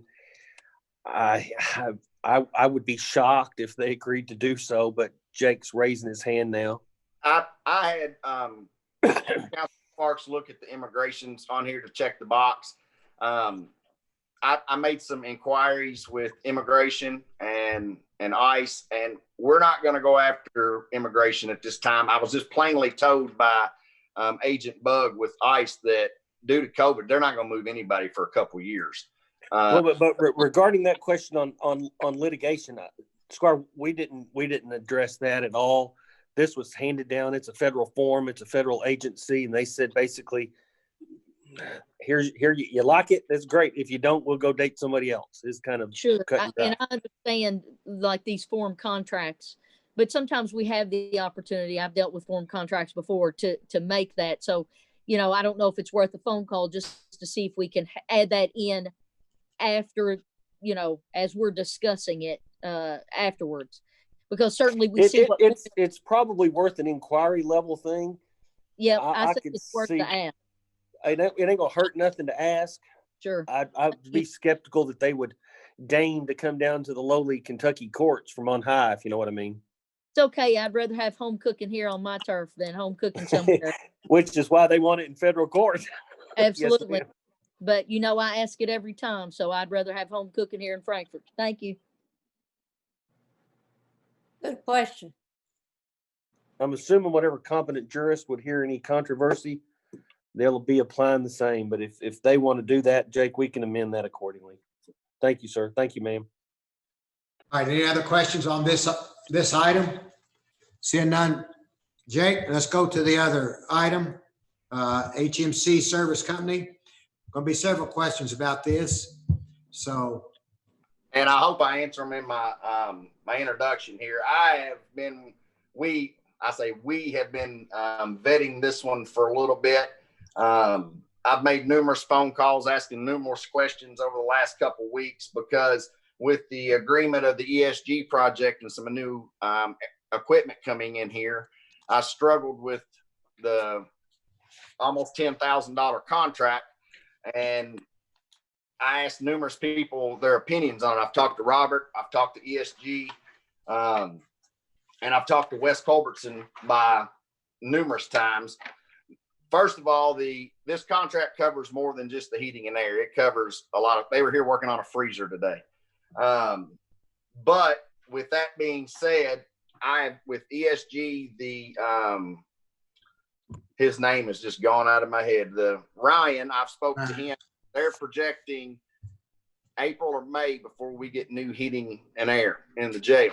So I did not want to be without a contract throughout the winter with my heating and air. And I've asked how long we've been with HMC, and Mazcone's been here 25 years. And he says as long as he can remember. So with this clause, I've had numerous people read it, and there's a 30-day clause in this contract. So my thought is, if we sign this contract for what they're doing now and continue on for the other equipment we have here as well, if we get new equipment, we can adjust that contract with 30-day notice.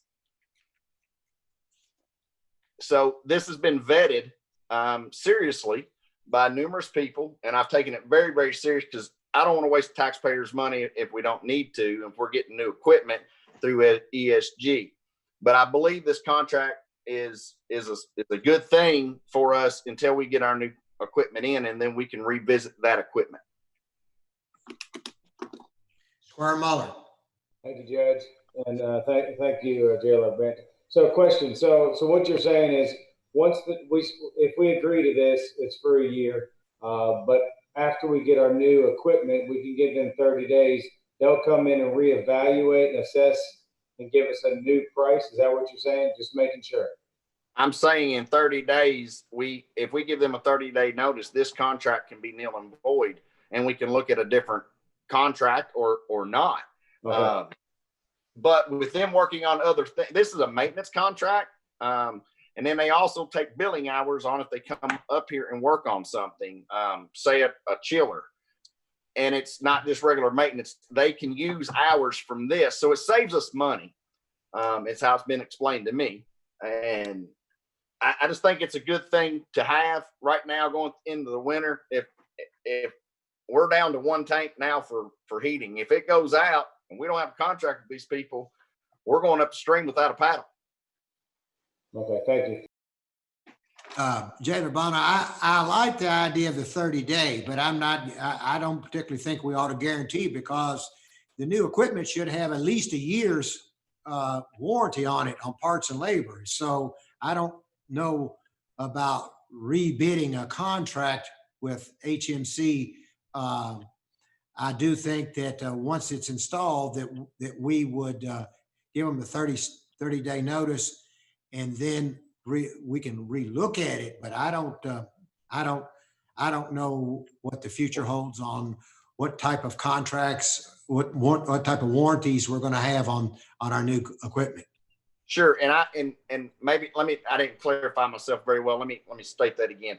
On the air conditioners and stuff of that nature that we're replacing, we can take those off of this contract, I believe. But what about the pump, the boiler, the exhaust fans, the penthouse exhaust that are not being replaced that they service?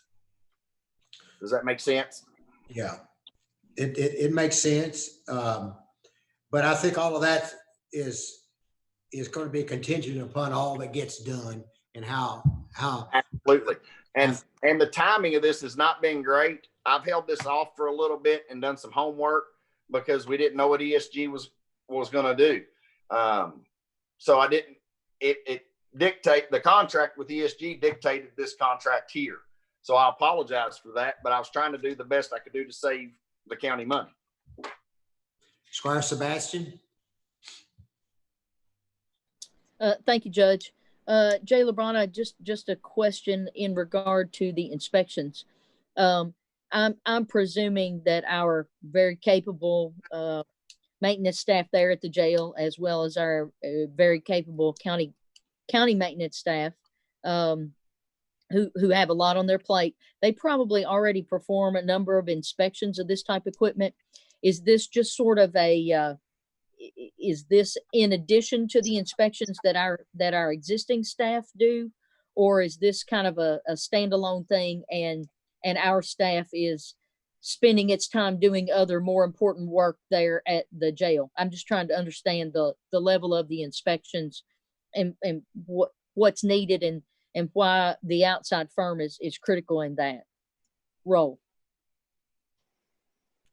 In all fairness, that is a Wes Culbertson question with the inspections. I don't know if he does it with them. I know that I maintain him to do monthly inspections. Right. I don't know if they're joint or not. I'd have to ask Wes, and I can let you know that. And Wes has been out of the office working something else for us today, so I apologize.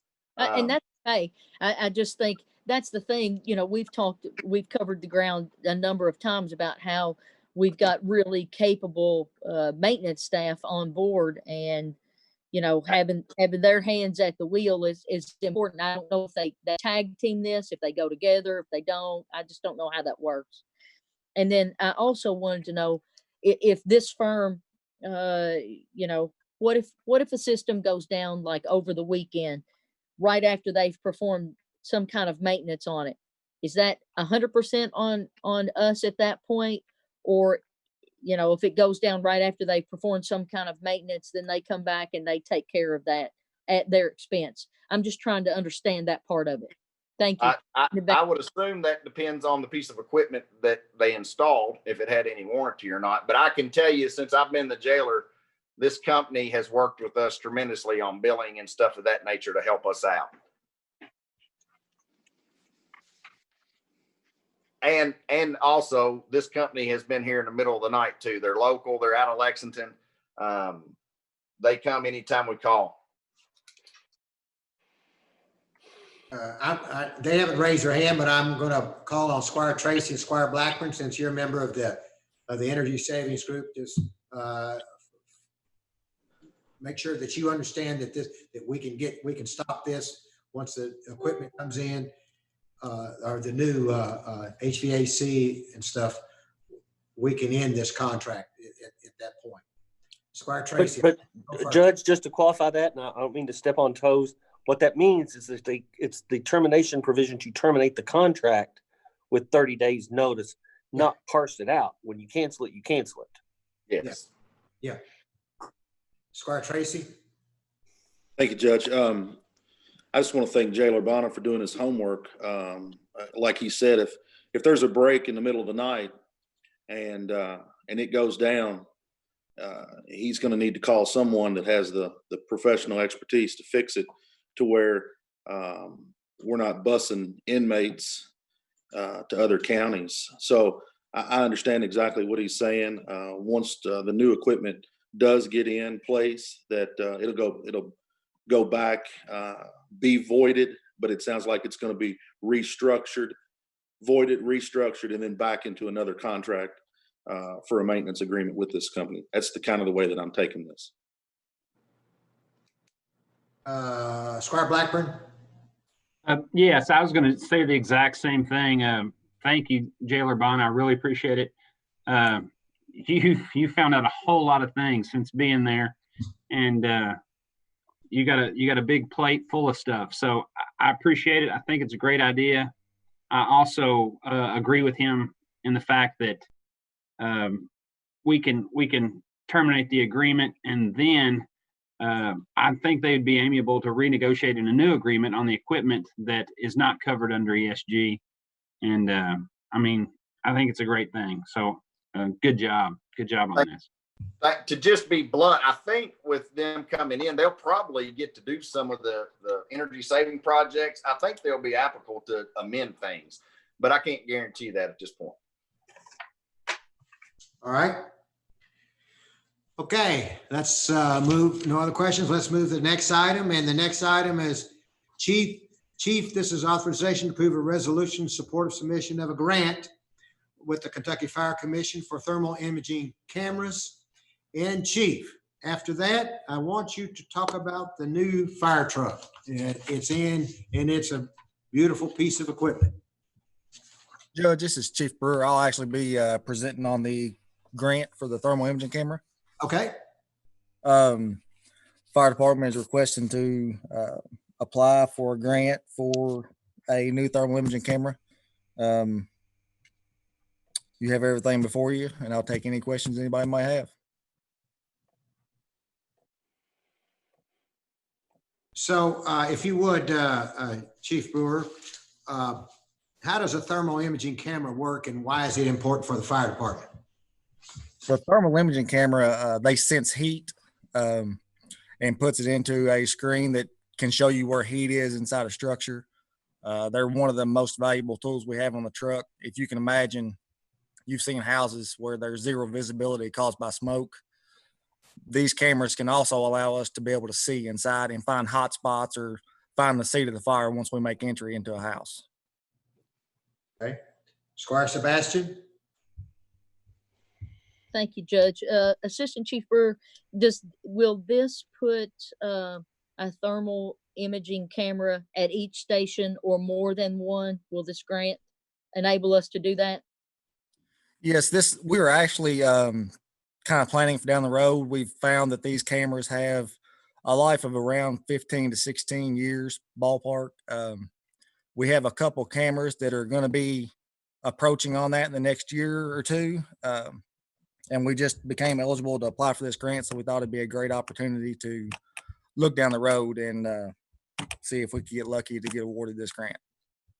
Appreciate that, because my next question was how long what is the life expectancy of the equipment? So it sounds like if we get this funds, we'll be able to cycle some out, some older equipment out then, right? That is correct. All right, thank you very much. One other question about the maintenance. What type of maintenance do we have staff on board who performs maintenance on this type of equipment? Do we have to sub it out to someone? Because I know with fire equipment, a lot of times there is more requirements in regard to maintenance than other things. These cameras actually really don't require any maintenance other than they have a battery that goes in them. They're a completely sealed unit. These the cameras that we purchase are NFPA compliant, which means they must meet several standards as far as being watertight, being impact resistant to because of the atmosphere that they're used in. So basically, other than batteries, there's really not much maintenance that goes into this equipment.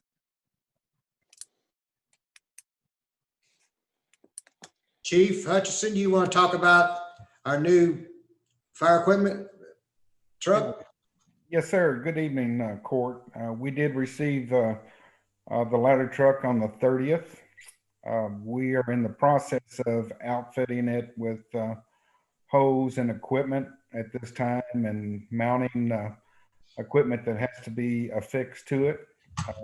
We're waiting on, of course, Finley. Once they receive the payment for that truck, we'll receive all of the paperwork showing it that it's ours, and we'll be able to, if we have the equipment fitted by that time, we'll be able to put that apparatus in service.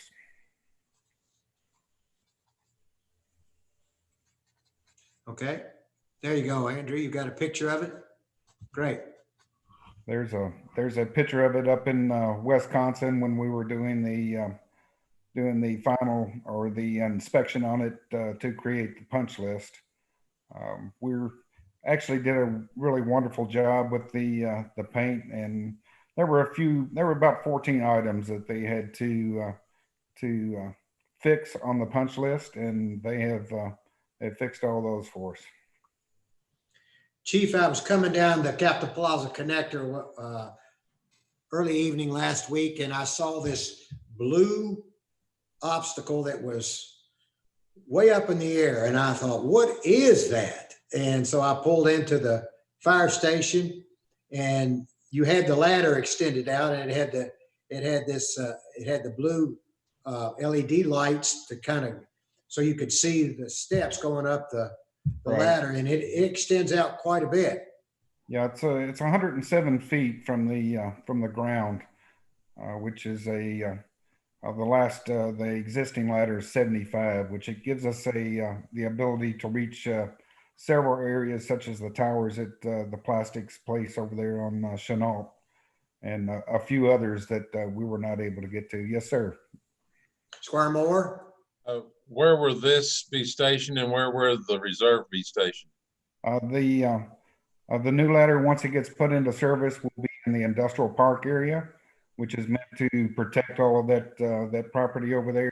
We will bring the reserve over to the new Station 10 over there, and it will sit in reserve, or if we need it for some of the structures that are multi-story on the west side of town, it'll most likely roll on that. How many gallon tank of water does it have, Chief? Yeah, ladder trucks are a little bit different beast than our engines. They're meant to, of course, flow a large amount of water, 2,000 GPM. So the tanks are not quite as big as the engines. It's actually a 500-gallon tank with a foam cell for putting out alcohol and petroleum fires on board. Okay, good. Squire Muller? Thank you, Judge. Susan, can I ask you a question? Where do we end up with paying for the fire truck? Could somebody explain that for me, please? It isn't.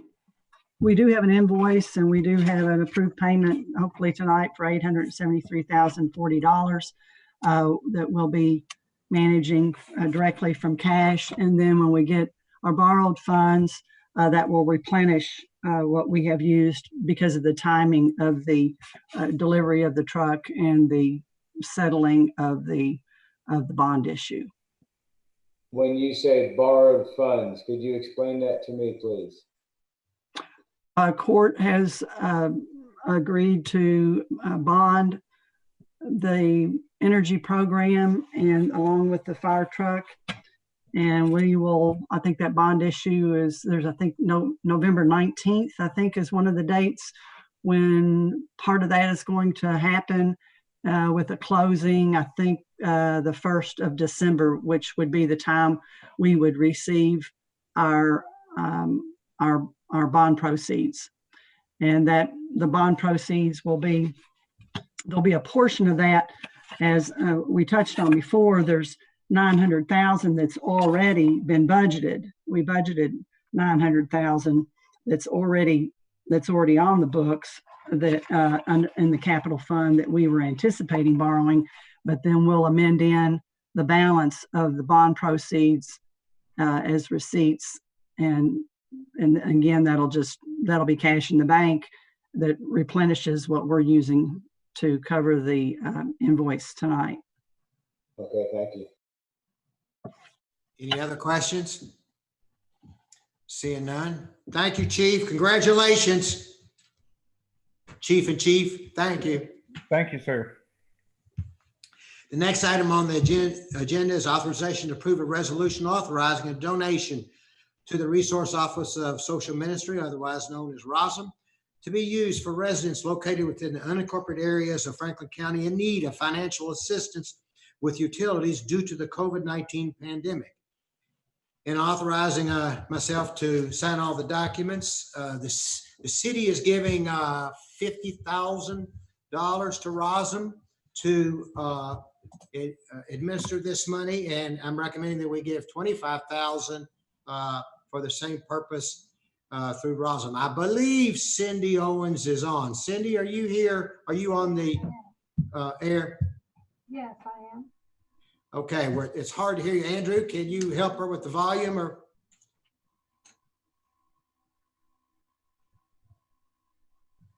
There's really not much I can do. Maybe moving, I don't know how close you are to your microphone, maybe move a little bit closer.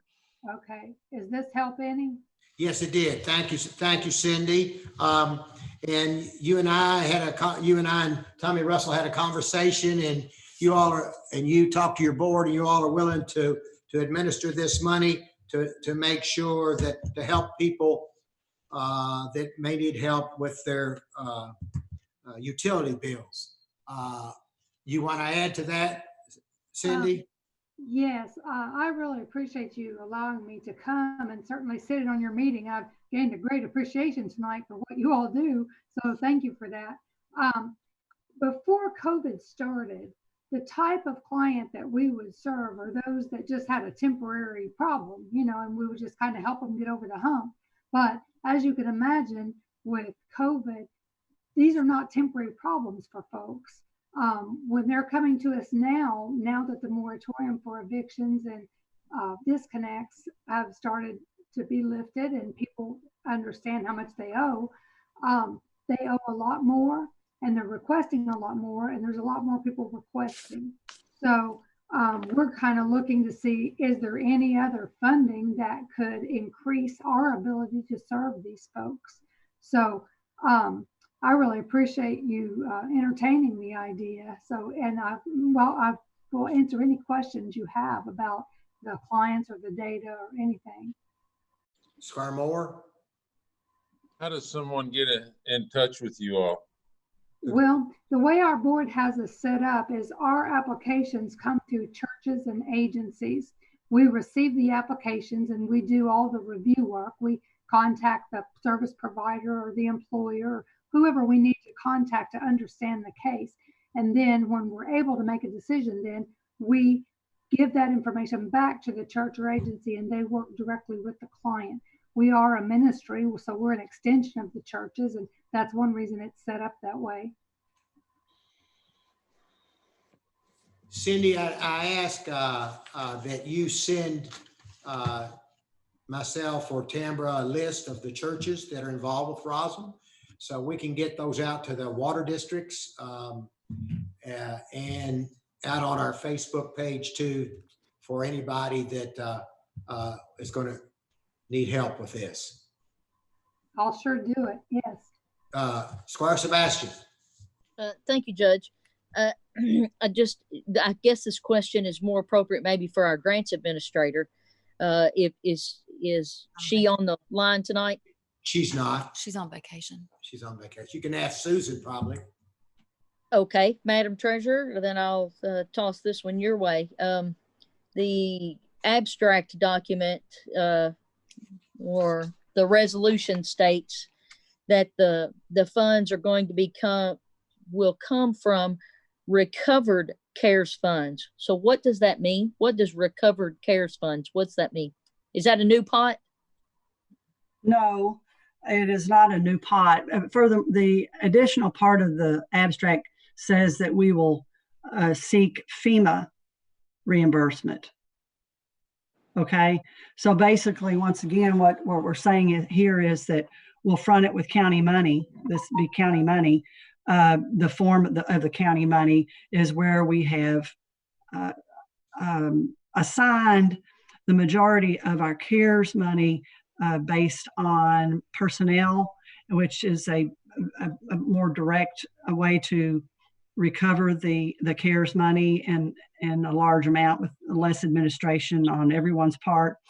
And so we have, we already have received 800,000-ish, and we have made application to receive another, I think, close to that same amount in that form. And then that money is back in the county coffer. So that becomes what quote unquote recovered CARES funds. And then what Ann is suggesting is that at a future date, we could submit this $25,000 to FEMA for a different type of, so we would in fact get reimbursement. But with FEMA, you have to front the money. It's and it could take quite a bit of time before you recover that again. So there is evidently a plan that Ann has much more familiarity with the nuances of all the requirements of the grants and what categories they're appropriate to be classified in, but that clearly that this is one that we can submit to the future for FEMA. Okay, because I was going to note that because the document, it states that the Franklin County Fiscal Court will request a reimbursement of a percentage of the cost through a public assistance application. So you've elaborated a little on the process. I know our grants administrator has told us numerous times that when we put application in to FEMA, it's usually a very lengthy process, which you have also just reiterated. And what happens if that application gets denied? I mean, other than it just gets denied. Well, then the county has basically used recovered CARES funds. You said that the money is really county money, that it doesn't. Once it's recovered, we have utilized the CARES program, or this part of the CARES program. CARES has different areas, but the 1.7 million, or I think is what it was, the allocation for Franklin County, primarily on the basis of emergency personnel to leverage the majority of that money. And then some PPE and other eligible category expenses. So that has been, again, the majority of the use to get that money back into the county. And that's what we're using as the term recovered CARES funds.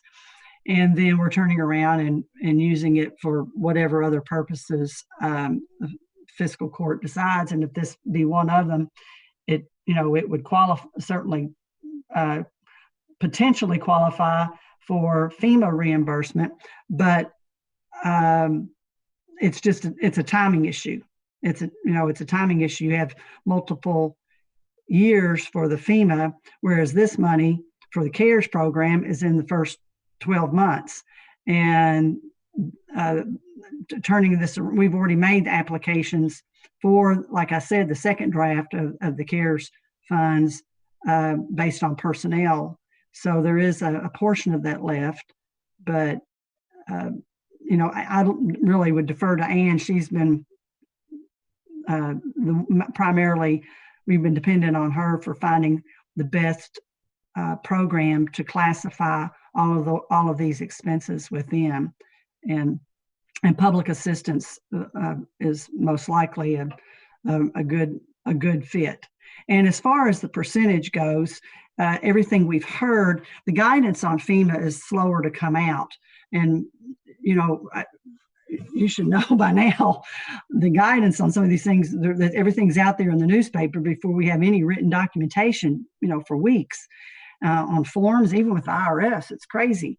But all of the verbal comments about FEMA have been that the counties won't have any match, that the state will pick it up, or another part of CARES money will cover the match.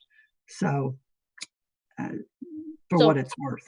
that's helpful. Thank you. And I do understand a lot of times when they launch new programs at the federal level, as you said, the guidance is very slow to come out. When I worked on the Workforce Investment Act, we had money a whole lot sooner than we had guidelines on how to spend it, and people were spending it already. And this may be a question for the group. What entities out in our community outside of Bluegrass Community Action Agency provide funds for utilities? I know usually about November of every year they have a pot. What I'm trying to figure out is how large that pot is, who others can go to outside of these funds, and what Bluegrass Community Action puts out there every year for this type of purpose, just to make sure the community understands the full range of services available to them. And thank you in advance for whoever answers. I sent to the Farmdale Water District because in my meetings with the other water districts, they're not having this issue, but Farmdale's about 55,000 in arrears on non-payments, and that's growing. That's just water. That's not the sanitation part. I know that Tommy, I believe, was saying that it's about 200,000+ with the plant board in arrears. And the state sent out a guideline the other day, and I sent it to Richard Tanner and the board, the water board. There are monies, there are ways to go after some, a small amount like this, but there are ways to help get some monies to keep you in your home. Judge, there's also a program called the Kentucky LIHEAP program that's ran by the state for individuals to assist with low income utility bills, etc. It's been around for a couple years. That's the website LIHEAP. I think it's what's called LIHEAP. Squire Mahler. Thank you, Judge. Cindy, I'd like to thank you for coming tonight and presenting and for what you do. I have a question. So the funds that kind of, I guess, has been talked about is $25,000. How is that money going to be tracked? Is that for like a one-time deal for somebody, you know, if they just couldn't make the payment, or will they be able to come back every month for more money? I'm just trying to figure out how the monies would be dispersed and tracked. That's a good question, Squire. Cindy, did you hear that? Yes, and that's an excellent question. We get that question even when we don't ask for grant money. It is based on circumstances. We are not opposed to helping a person more than once. However, we are not able to pay ongoing bills. So if they don't have a plan of success or a way to sustain themselves after some time, we're not going to be able to help them. Now, we will suggest that if they do come up with a plan of success, we are more than happy to help support them in that. So it's not that they can't come back more than once. It depends on their circumstances. Now, with the COVID piece of it, we anticipate that we would pay more than 1 month's amount, simply because the amounts they are in arrears is the ones we're seeing right now is in the thousands. You know, so it's not like, and right now without extra funding, we're not able to pay that much. We just don't have that kind of funding.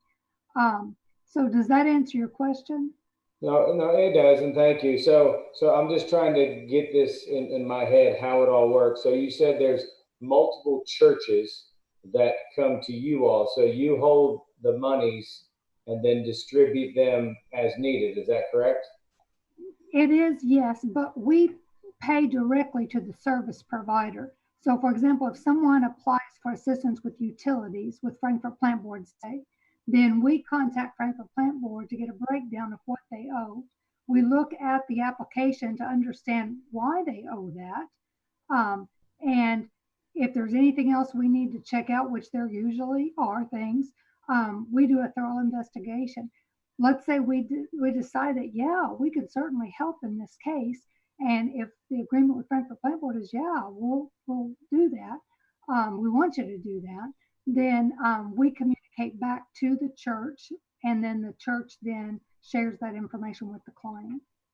So are the service providers discounting any of that, knowing that you're helping them out? Well, what Frankfurt Plant Board is doing right now, and I don't know if there'll be more to come, but right now they're setting up payment plans for these folks, so that we can help them some, and then they can help them by making a payment plan that they can reach, so that, you know, eventually it will get paid off, but not all today. Okay, so but you all do hold the database and track that, I'm assuming. Yes, what we would do in the case of a grant like this is how I've done on other grants is we build a worksheet and keep that money calculated separately so that we can report to you who we've helped, how much we helped, what we helped for, until we exhaust all the funds. Okay, thank you very much. Hey, Susan, can I switch gears real quick? Can you tell me what our balance is of the current CARES Act money? The balance to receive, I think is around, well, we haven't received the second draw yet. So we received the number, so it's basically $1 million, I'll say off the top of my head. We've made the draw for another 800, I think, generally speaking, which left about 200 to draw down for other, possible, needs during these last 2 months. But again, that second draw request we haven't received the cash on that yet. Has it been approved, or is it just a request at this point? It was submitted, I think, about 10 days ago. Either June or July. Yeah, it's all been approved. No, the second draw. The second draw, I think, was just submitted about 10 days ago. Yeah, but we didn't send this draw on and then ask for approval after. We got it approved before we sent it in. We had to do all that, right, Susan? In other words, we didn't just send a request in for it.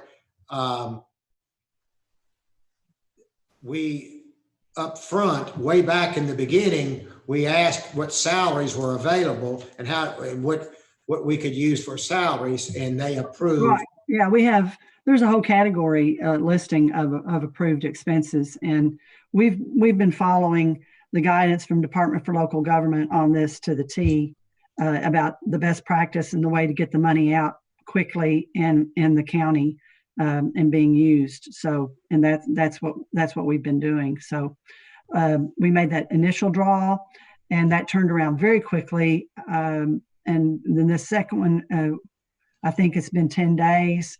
So I would expect it to be, in the mail very soon as well. Okay, just so I understand it. So we were initially approved for, let's say, 1.7, but we only had 800 given to us until we've made draws. We've made draw requests on it. The uncertainty of this whole event has led us to be, a little bit conservative and to hold back to see what kind of needs would come up. So in July, making a request right away for about half of it made sense, but then trying to be conservative, make sure we didn't have an outbreak at the jail that would cause us to have a temporary jail or some crazy circumstance. We've tried to be cautious along the way, but yet by the same token, to fully utilize the program and its funds at the encouragement, of the state, and not wait too long and people think you don't need it. So that's the way we've proceeded with the program. Okay, thank you, Susan. Yes, sir. Remember, CARES money was an allocation from the federal government to help people. And so first responders were part of that. People not being able to stay in their homes was part of that. Homelessness was part of that. So there's a lot of there's a bunch of categories that it fits into. So I understand that, and I'm all for it. I just wanted to make sure we weren't spending money that we didn't know was coming to us, if that makes sense. Just being careful. Okay. Any other questions? Squire Tracy. Thank you, Judge. Quick question. You mentioned Farmdale Water and 55,000. In speaking to the office staff for Peaks Mill and Elkhorn, they're nowhere near that. I guess my question, I should have asked Farmdale, but what are they doing? What are they proactively doing, trying to encourage their customers to get current on their bills? That's a good question. And my question to them was that, and their answer was, what they're doing is letting everybody know, those that are in arrears, and then they are working with them to set up a payment plan that they could afford to pay on, so that they could ultimately pay it off. They don't have to pay it off all at once. Okay. Basically, I think the plant board's doing the same type of thing. Yeah, and I know there's a lot of businesses out there that are going through the same thing. So I guess my next question would be is, obviously the recovered CARES Act money.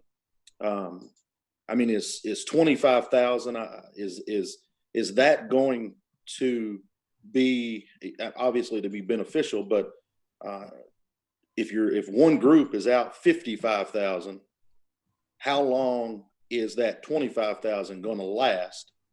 We all realize that the CARES Act money, like you stated, was to help people. And we all know that there's small businesses, local, large businesses, and families in Franklin County that are struggling every day to pay their bills and to make it. So I guess my question is there anyone thinking about what happens after this 25,000 is gone? Because we know it's not going to last long. So first of all, Cindy, go back over the need, especially when it comes to the utilities, from the ROSM standpoint, and what you all are seeing because of the COVID virus. Well, that's a great question. In the very beginning of COVID, it looked like we were going to get a big influx of requests. Well, because there were moratoriums placed on evictions and the utilities, then our request actually died off. People didn't ask for help. They said, I don't have to pay my bill right now, so I'm going to focus on other things. And I don't know if they realized that in the end they were going to have to pay it anyway. I don't know. But that's what we saw. Now that it's being lifted, we're getting requests in that are more, and they owe more. For example, the last two I looked at, they owed over $1,000 on rent and over $1,000 in utilities. So their need is great right now. Now, what we hope to do, because it depends on how much money we have and what kind of cases come in, but what we hope to do is to work with the utility companies so that we can help as much as possible, but also maximize the number of people we're able to help. And we will not know how many that is. There's no way, I don't think, that we can pay $1,000. If we take $25,000 and pay $1,000 on everybody, we're only talking about helping 25 people. So we're going to work closely with the utility companies. We're going to look at the circumstances of the clients. And I'll be honest, there's some people we won't help, because if they're not doing anything to help themselves and making any changes, helping paying something on them is not helping them. It'll leave them in the same shape next month as they're in this month, because there's no moving forward. And those are things that we investigate thoroughly, and we work with people, and we work with the churches to communicate how best we can help that person help themselves. Right. And thank you so much. I wish more people looked at it that way. Thank you. Squire Moore, sorry. I don't know if it's an answer Squire Tracy's first question, but the demographics and the densities in the Farmdale are way greater than the other districts. So that answers a whole lot to me. Thank you, Squire Moore. You're exactly right. Yeah. And Squire Moore, I guess what I'm saying is, once people realize that it's available, do others jump on and start not paying their bills and so forth? Is it going to be a domino effect, I guess, too? I don't know. I don't see once there's an eviction, then the clock has already started. The first time you miss, your clock started. Right now, the clock has been stopped. And so they're going to give you an opportunity to catch up. If you've caught up and then you start doing it, I don't believe it would behoove you at all, because they're going to say, wait a minute, no, you can't do it now. This was to help people in the past. Right. Well, and with that being said, we also realize that Franklin County just went in the red today. So, we're nowhere near out of this thing. And again, I know it sounds like there's several thousands of dollars in the Recovered CARES Act. Again, I just hope that everyone realizes that there's a lot of people in Franklin County that's struggling. Amen. We're doing what we can. This is a piece of it. A couple of weeks ago, the Simon House for families, homeless families. That's another piece of it. And I commend the court for wanting to help people and using the money that we were gifted. I call it a gift because it was, in my opinion, it was a gift. And there may be more out there. I don't know, but using it, that money was not just intended to build strengthen our budgets to the point of we just have a whole bunch of money in reserve. It was there to help people. And I think that's what we're doing. And I'm proud that you all are seeing that as well. Cindy, thank you. Thank you. God bless Rosam, and God bless you and what you do and your board. And I will need that information from you, and we will get it out out on our Facebook. We'll get out and advertise it. I'll also have Andrew Tippett make a couple signs that we can put out, especially there at the Farmdale Water District, out on the door out there to help people apply for these monies to aid their utility in paying their utility bills. God bless you, Cindy. Thank you. Thank you very, very much. Okay.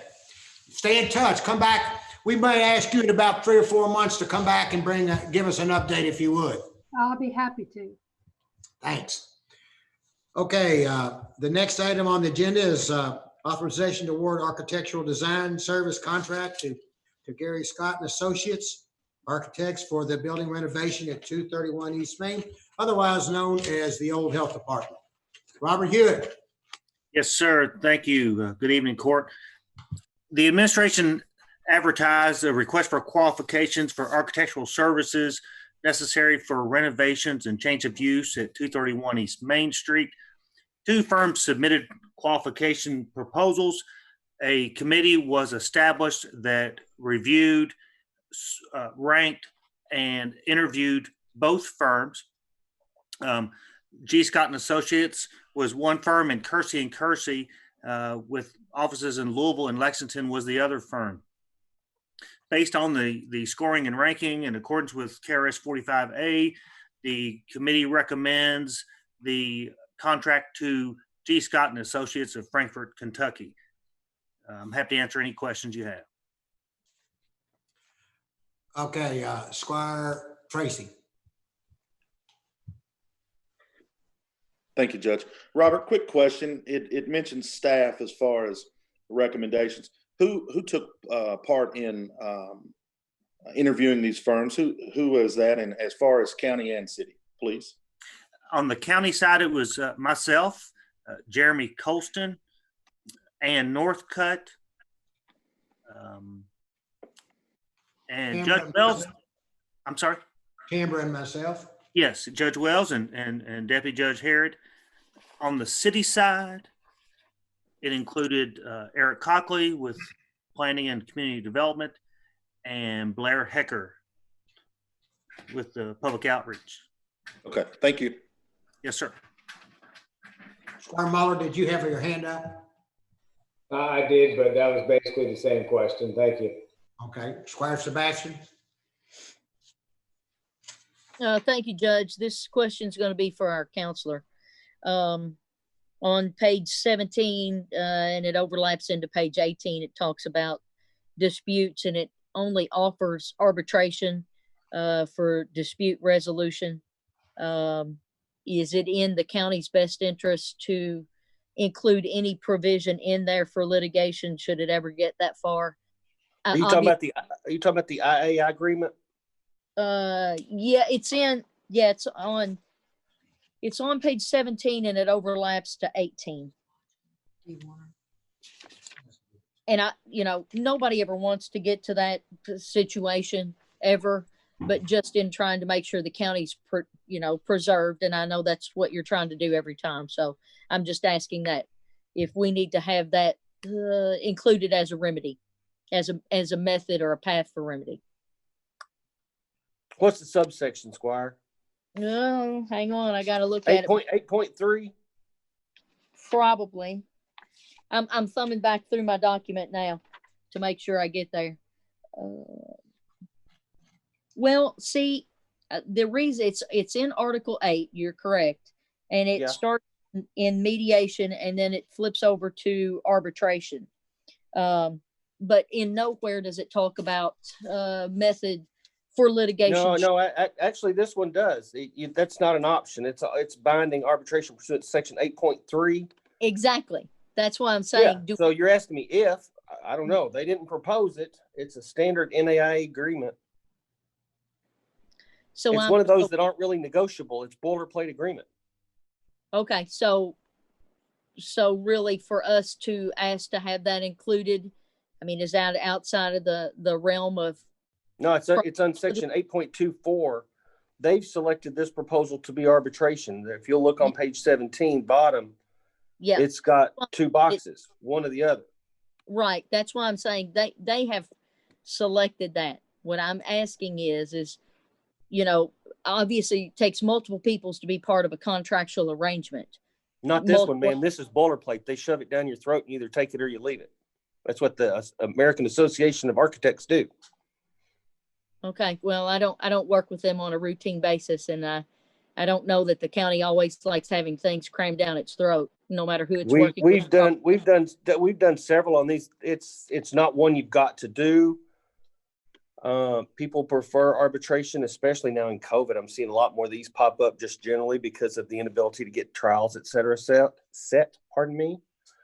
If you want to reject it or send it back with the litigation, et cetera section, it flies just the same, man. It's up to you whether you accept it or not. But they are. I will tell you this: they're becoming more common, and people are looking at them. There's been a lot written in the literature with practitioners about it, and it's all part of the Zoom COVID world. And I can appreciate that. My only question is does it preserve another right for the county? That's all. That was the beginning of the question and the end of the question. Do we want to preserve? The answer to your question is yes, ma'am. But it's you get an arbitrator and whatever they decide.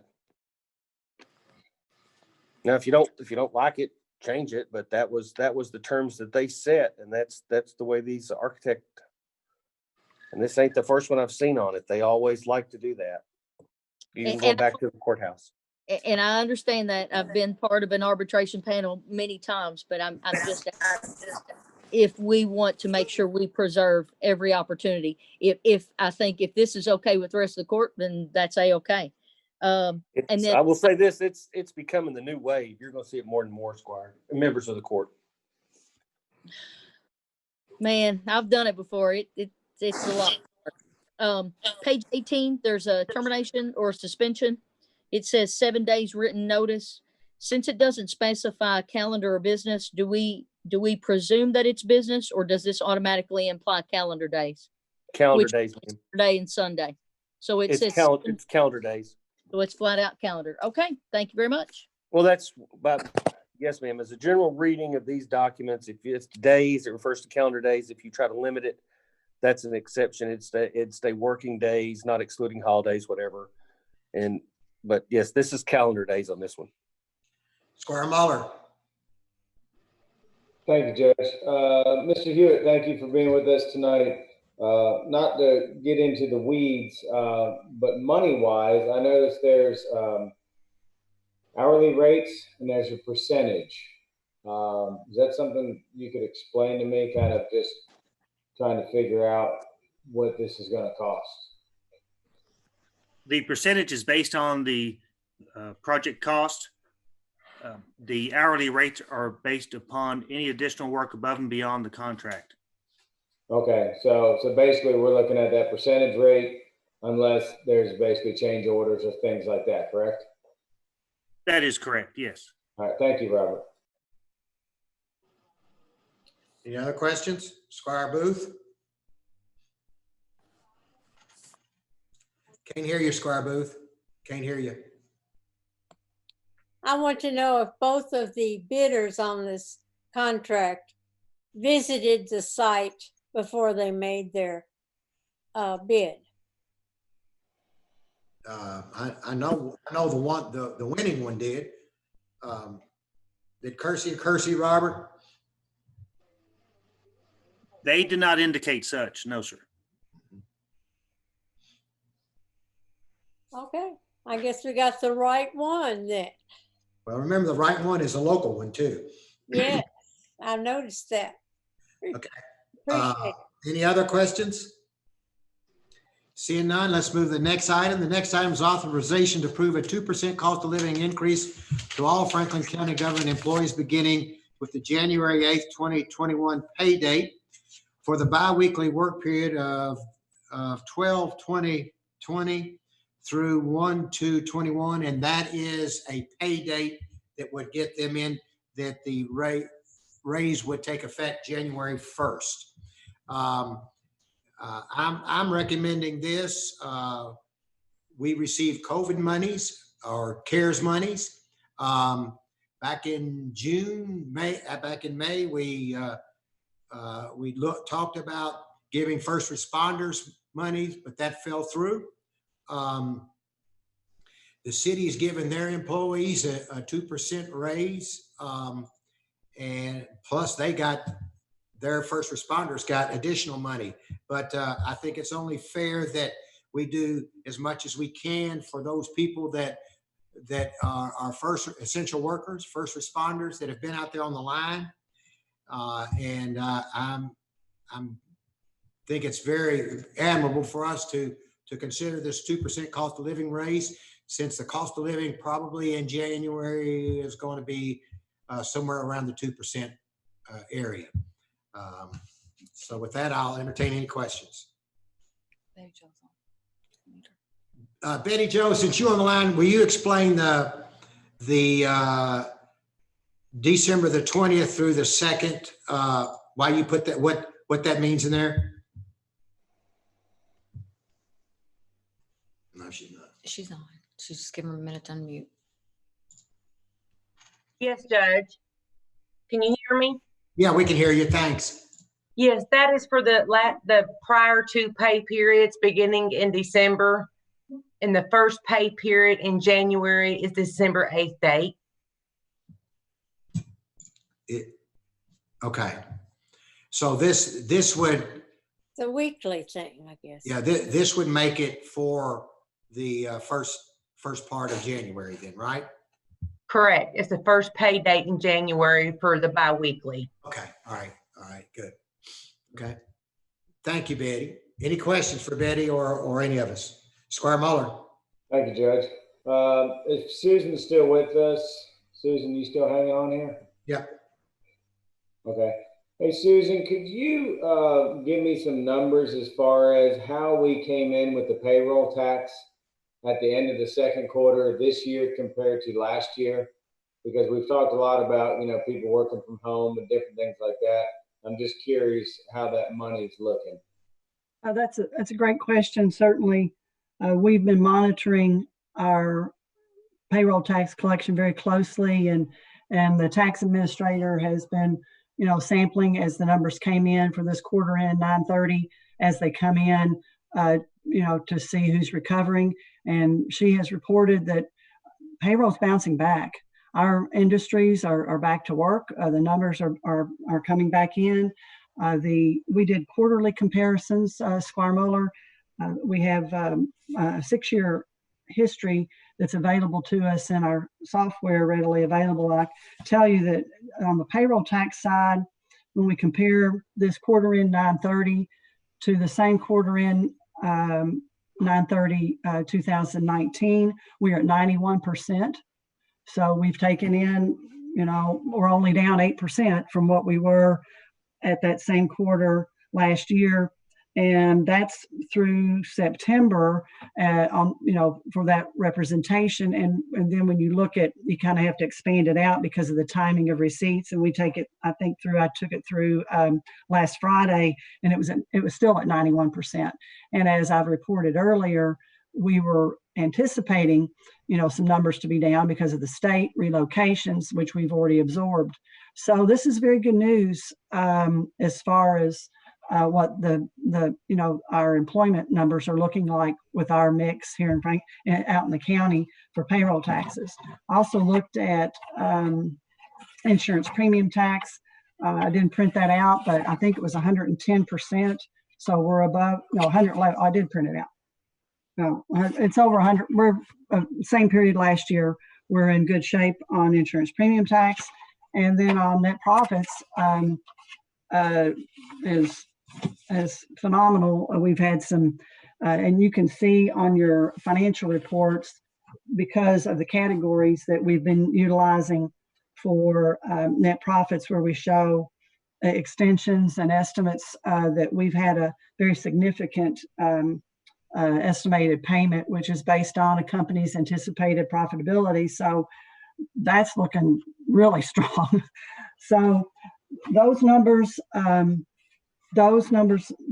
look good right now, and hopeful, and much more hopeful than where we were, so uncertain back in April, not knowing where things were going to go. So we're encouraged by what we're seeing. Okay, thank you very much. And then just one question: Did this come out of any committees? Any recommendations, finance or anything? Or?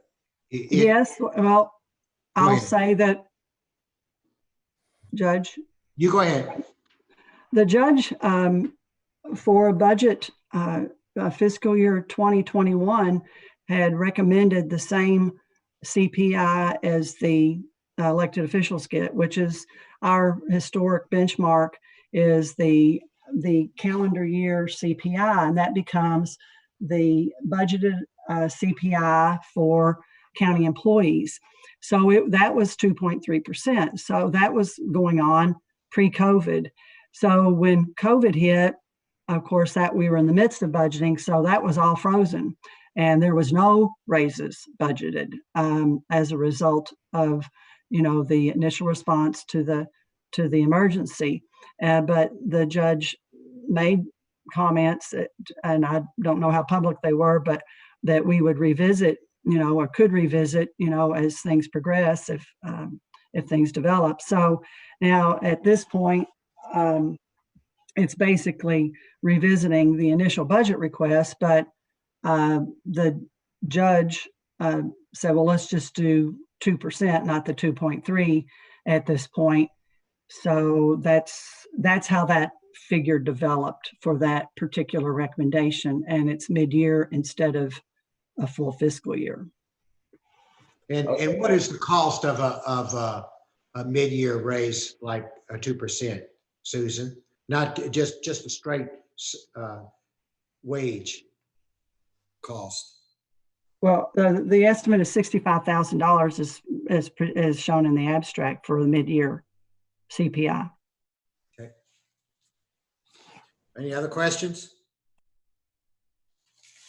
Okay, thank you, Susan. The next item on the agenda is authorization to approve reappointments to the Franklin County Extension Board. 4-H position, Denise Bobinger and Rodney Bennett. These two members have been very, very, very good members. They show up to all the meetings and are very diligent about working with the Extension Office. And they came recommended by what's his? Keenan. Keenan Bishop. Thank you. Sorry. Been a long night, guys. Keenan Bishop. So those two are who I'm recommending. The next item on the agenda is authorization to receive the treasurer's report. Susan. Yes, I've already touched on some of the numbers. The report, let's see. I want to let you know that you will start to see some new account numbers on the grants in particular. If we have the capability in the software to detail on the revenue side. I'm trying to do that as this comes up. So for example, where we have one account code for federal grants, I can do some minor codes to show the VOCA grant versus the CARES grant versus, whatever federal grant. And same thing on the state grants. I'm setting up those line items, and then I'll redistribute those numbers so that you all can better see more explicitly and transparently what's in some of those larger numbers. As far as the clerk's grant or monies that they're securing, that will be booked as a private donation in the general fund when that money is received, which we anticipate receipt of that probably within the next 10 days. I'll say that based on the tax bills that the sheriff reported tonight, that the county should, if collections are where they normally are, and even or we will meet our budget based on the rate that was set, and also because we did not reflect our budget, we didn't reflect any growth in our budget. So we will meet our budget based on those tax bills that were sent out. I don't necessarily have any other specific comments. Certainly would answer any questions. Questions? Okay. Thank you, Susan. The next item on the agenda is payment of claims. Tambra or Susan. Any questions on the payment of claims? All right. Don't see any. The next item is other business. Is there any other business for the court? Okay. The next item is constitutional officers. I don't see you all, so if you would speak up if you're wanting to say something, give a report. Department, constitutional officers. Anybody from the constitutional officer standpoint? Don't hear anybody. How about department heads? Don't hear anybody. How about committee updates? Don't see anybody. Okay, we're going to, it is 10 till. We're going to take 5 minutes for a recess, and then we're going to come back in to our voting meeting. 5-minute recess. Please be back here at 7:55. Thanks. Don't forget to wear your mask.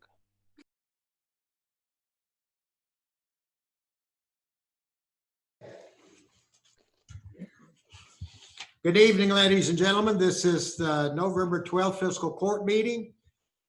Clerk, call the roll. Squire Sebastian. Here. Squire Blackburn. Present. Squire Muller. Present. Squire Tracy. Here. Squire Booth. Present. Squire Moore. Here. Judge Wells. Here. Would everybody please stand, and Squire Moore, would you lead us, since the flag is right next to you, in the Pledge of Allegiance? pledge allegiance to the flag of the United States of America and to the republic for which it stands, one nation, under God, indivisible, with liberty and justice for all. Thank you, Squire. I think it's difficult to lead when they've got that. So I don't know, maybe we can say the pledge and mute. That's what Keiko did during their conference. They had you mute, but you said the pledge on your own. But anyway, thank you for leading us in the pledge. The first item on the agenda is authorization for approval of the minutes from our regular meeting of October the 23rd, 2020. Is there a motion? Motion by Squire Muller. Second. Squire Blackburn. Discussion. Call the roll. Squire Sebastian, Yes. Squire Blackburn, Yes. Squire Muller, Yes. Squire Tracy, Yes. Squire Booth, Yes. Squire Moore, Yes. Judge Wells. Yes. Next item is authorization for approval of minutes from our special meeting of October 30th, 2020. So moved. Second. Discussion. Call the roll. Squire Sebastian, Yes. Squire Blackburn, Yes. Squire Muller, Yes. Squire Tracy, Yes. Squire Booth, Yes. Squire Moore, Yes. Judge Wells. Yes. The next item is authorization for the approval of the county clerk's claim for preparing tax bills. So moved. Second. Discussion. Call the roll. Squire Sebastian, Yes. Squire Blackburn, Yes. Squire Muller, Yes. Squire Tracy, Yes. Squire Booth, Yes. Squire Moore, Yes. Judge Wells. Yes. The next item is authorization to award bid to Harp Enterprises Incorporated for the election equipment by the county clerk for a sum of $521,975. So moved. The grant Second. was $526,860, something along that line. Okay, Squire There's a Moore. move by Squire Moore. Did you- Second. And seconded, okay, by Squire Tracy. Discussion, call the roll. Squire Sebastian, Yes. Squire Blackburn, Yes. Squire Muller, Yes. Squire Tracy, Yes. Squire Booth, Yes. Squire Moore, Yes. Judge Wells. Yes. Next item is authorization for approval of a sheriff's official receipt for the property tax bills for 2020. So moved. Second. All right, did you get that? Mhm. Discussion, call the roll. Squire Sebastian, Yes. Squire Blackburn, Yes. Squire Muller, Yes. Squire Tracy, Yes. Squire Booth, Yes. Squire Moore, Yes. Judge Wells. Yes, next item is authorization to approve the amendment to the sheriff's 2020 lump sum fee officials budget. So moved. Second. Discussion, call the roll. Squire Sebastian, Yes. Squire Blackburn, Yes. Squire Muller, Yes. Squire Tracy, Yes. Squire Booth, Yes. Squire Moore, Yes. Judge Wells. Yes, the next item is authorization to receive the sheriff's quarterly report for the quarter ending September 30th, 2020. So moved. Second. Muller, Squire Muller. Call the roll. Squire Sebastian, Yes. Squire Blackburn, Yes. Squire Muller, Yes. Squire Tracy, Yes. Squire Booth, Yes. Squire Moore, Yes. Judge Wells. Yes, and music to all of our ears was the sheriff said he thought he was going to be within his budget this year. That was music to our ears. Yes. Thank you, Sheriff. The next item on the agenda is authorization to approve detention service agreement between the United States Department of Justice, Marshal Service, Prisoner Operation Division, and the Franklin County Regional Jail. So moved. Squire Blackburn, Second. seconded by Squire Tracy. Call the roll. Squire Sebastian, Yes. Squire Blackburn, Yes. Squire Muller, Yes. Squire Tracy, Yes. Squire Booth, Yes. Squire Moore, Yes. Judge Wells. Yes. The next item on the agenda is authorization to approve an agreement between HMC Service Company and the Franklin County Regional Jail for 24-hour emergency service and preventative maintenance. So move. Second. So move. Discussion? Who, I'm sorry. Seconded by Blackburn, Okay. Squire Blackburn. And first, the motion by Squire Tracy. Okay. Call the roll. Squire Sebastian, Yes. Squire Blackburn, Yes. Squire Muller, Yes. Squire Tracy, Yes. Squire Booth, Yes. Squire Moore, Yes. Judge Wells. Yes. The next item is authorization to approve a resolution in support of submission of an application for grant funds with the Kentucky Fire Commission for thermal imaging camera for thermal imaging cameras through a grant program. So moved. Second. Okay. Discussion? Call the roll. Squire Sebastian, Yes. Squire Blackburn, Yes. Squire Muller, Yes. Squire Tracy, Yes. Squire Booth, Yes. Squire Moore, Yes. Judge Wells. Yes. The next item is authorization to approve a resolution authorizing a donation in the amount of $25,000 to the Resource Office for Social Ministry, otherwise known as ROSM, to be used for residents located within the unincorporated areas of Franklin County in need of financial assistance with utilities due to the COVID-19 pandemic, and authorizing the county judge executive to sign all documents related to a memorandum of understanding with ROSM. So moved. Second. Seconded by Squire Booth. Discussion? Call the roll. Squire Sebastian, Yes. Squire Blackburn, Yes. Squire Muller, Yes. Squire Tracy, Yes. Squire Booth, Yes. Squire Moore, Yes. Judge Wells. Yes.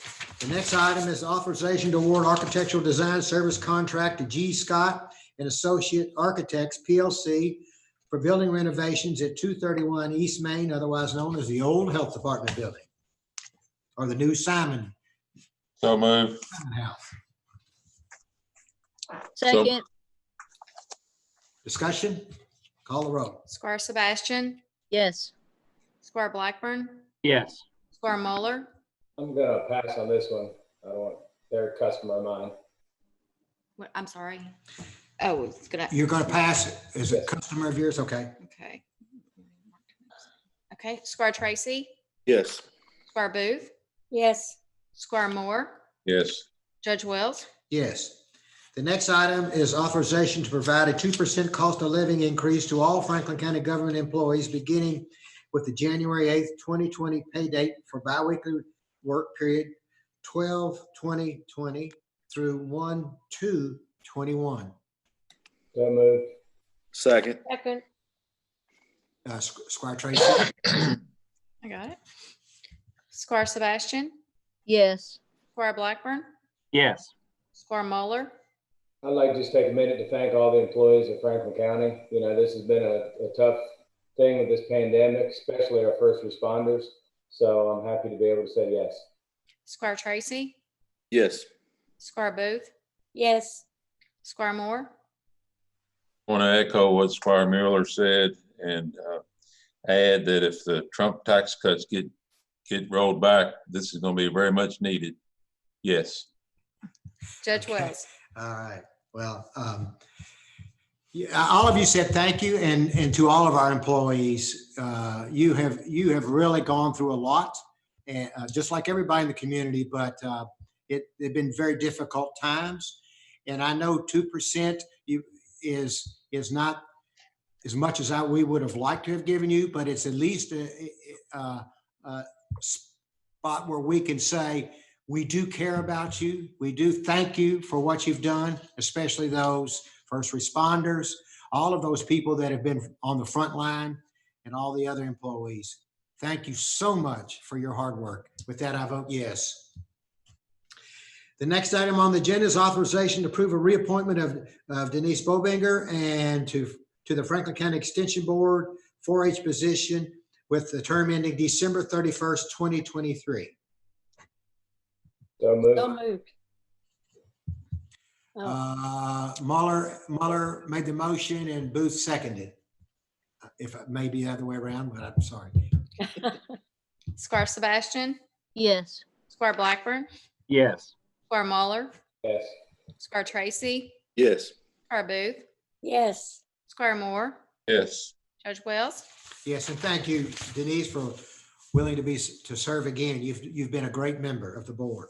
The next item is authorization to approve reappointment of Rodney Bennett to the Franklin County Extension District Board 4-H position with a term ending December 31st, 2023.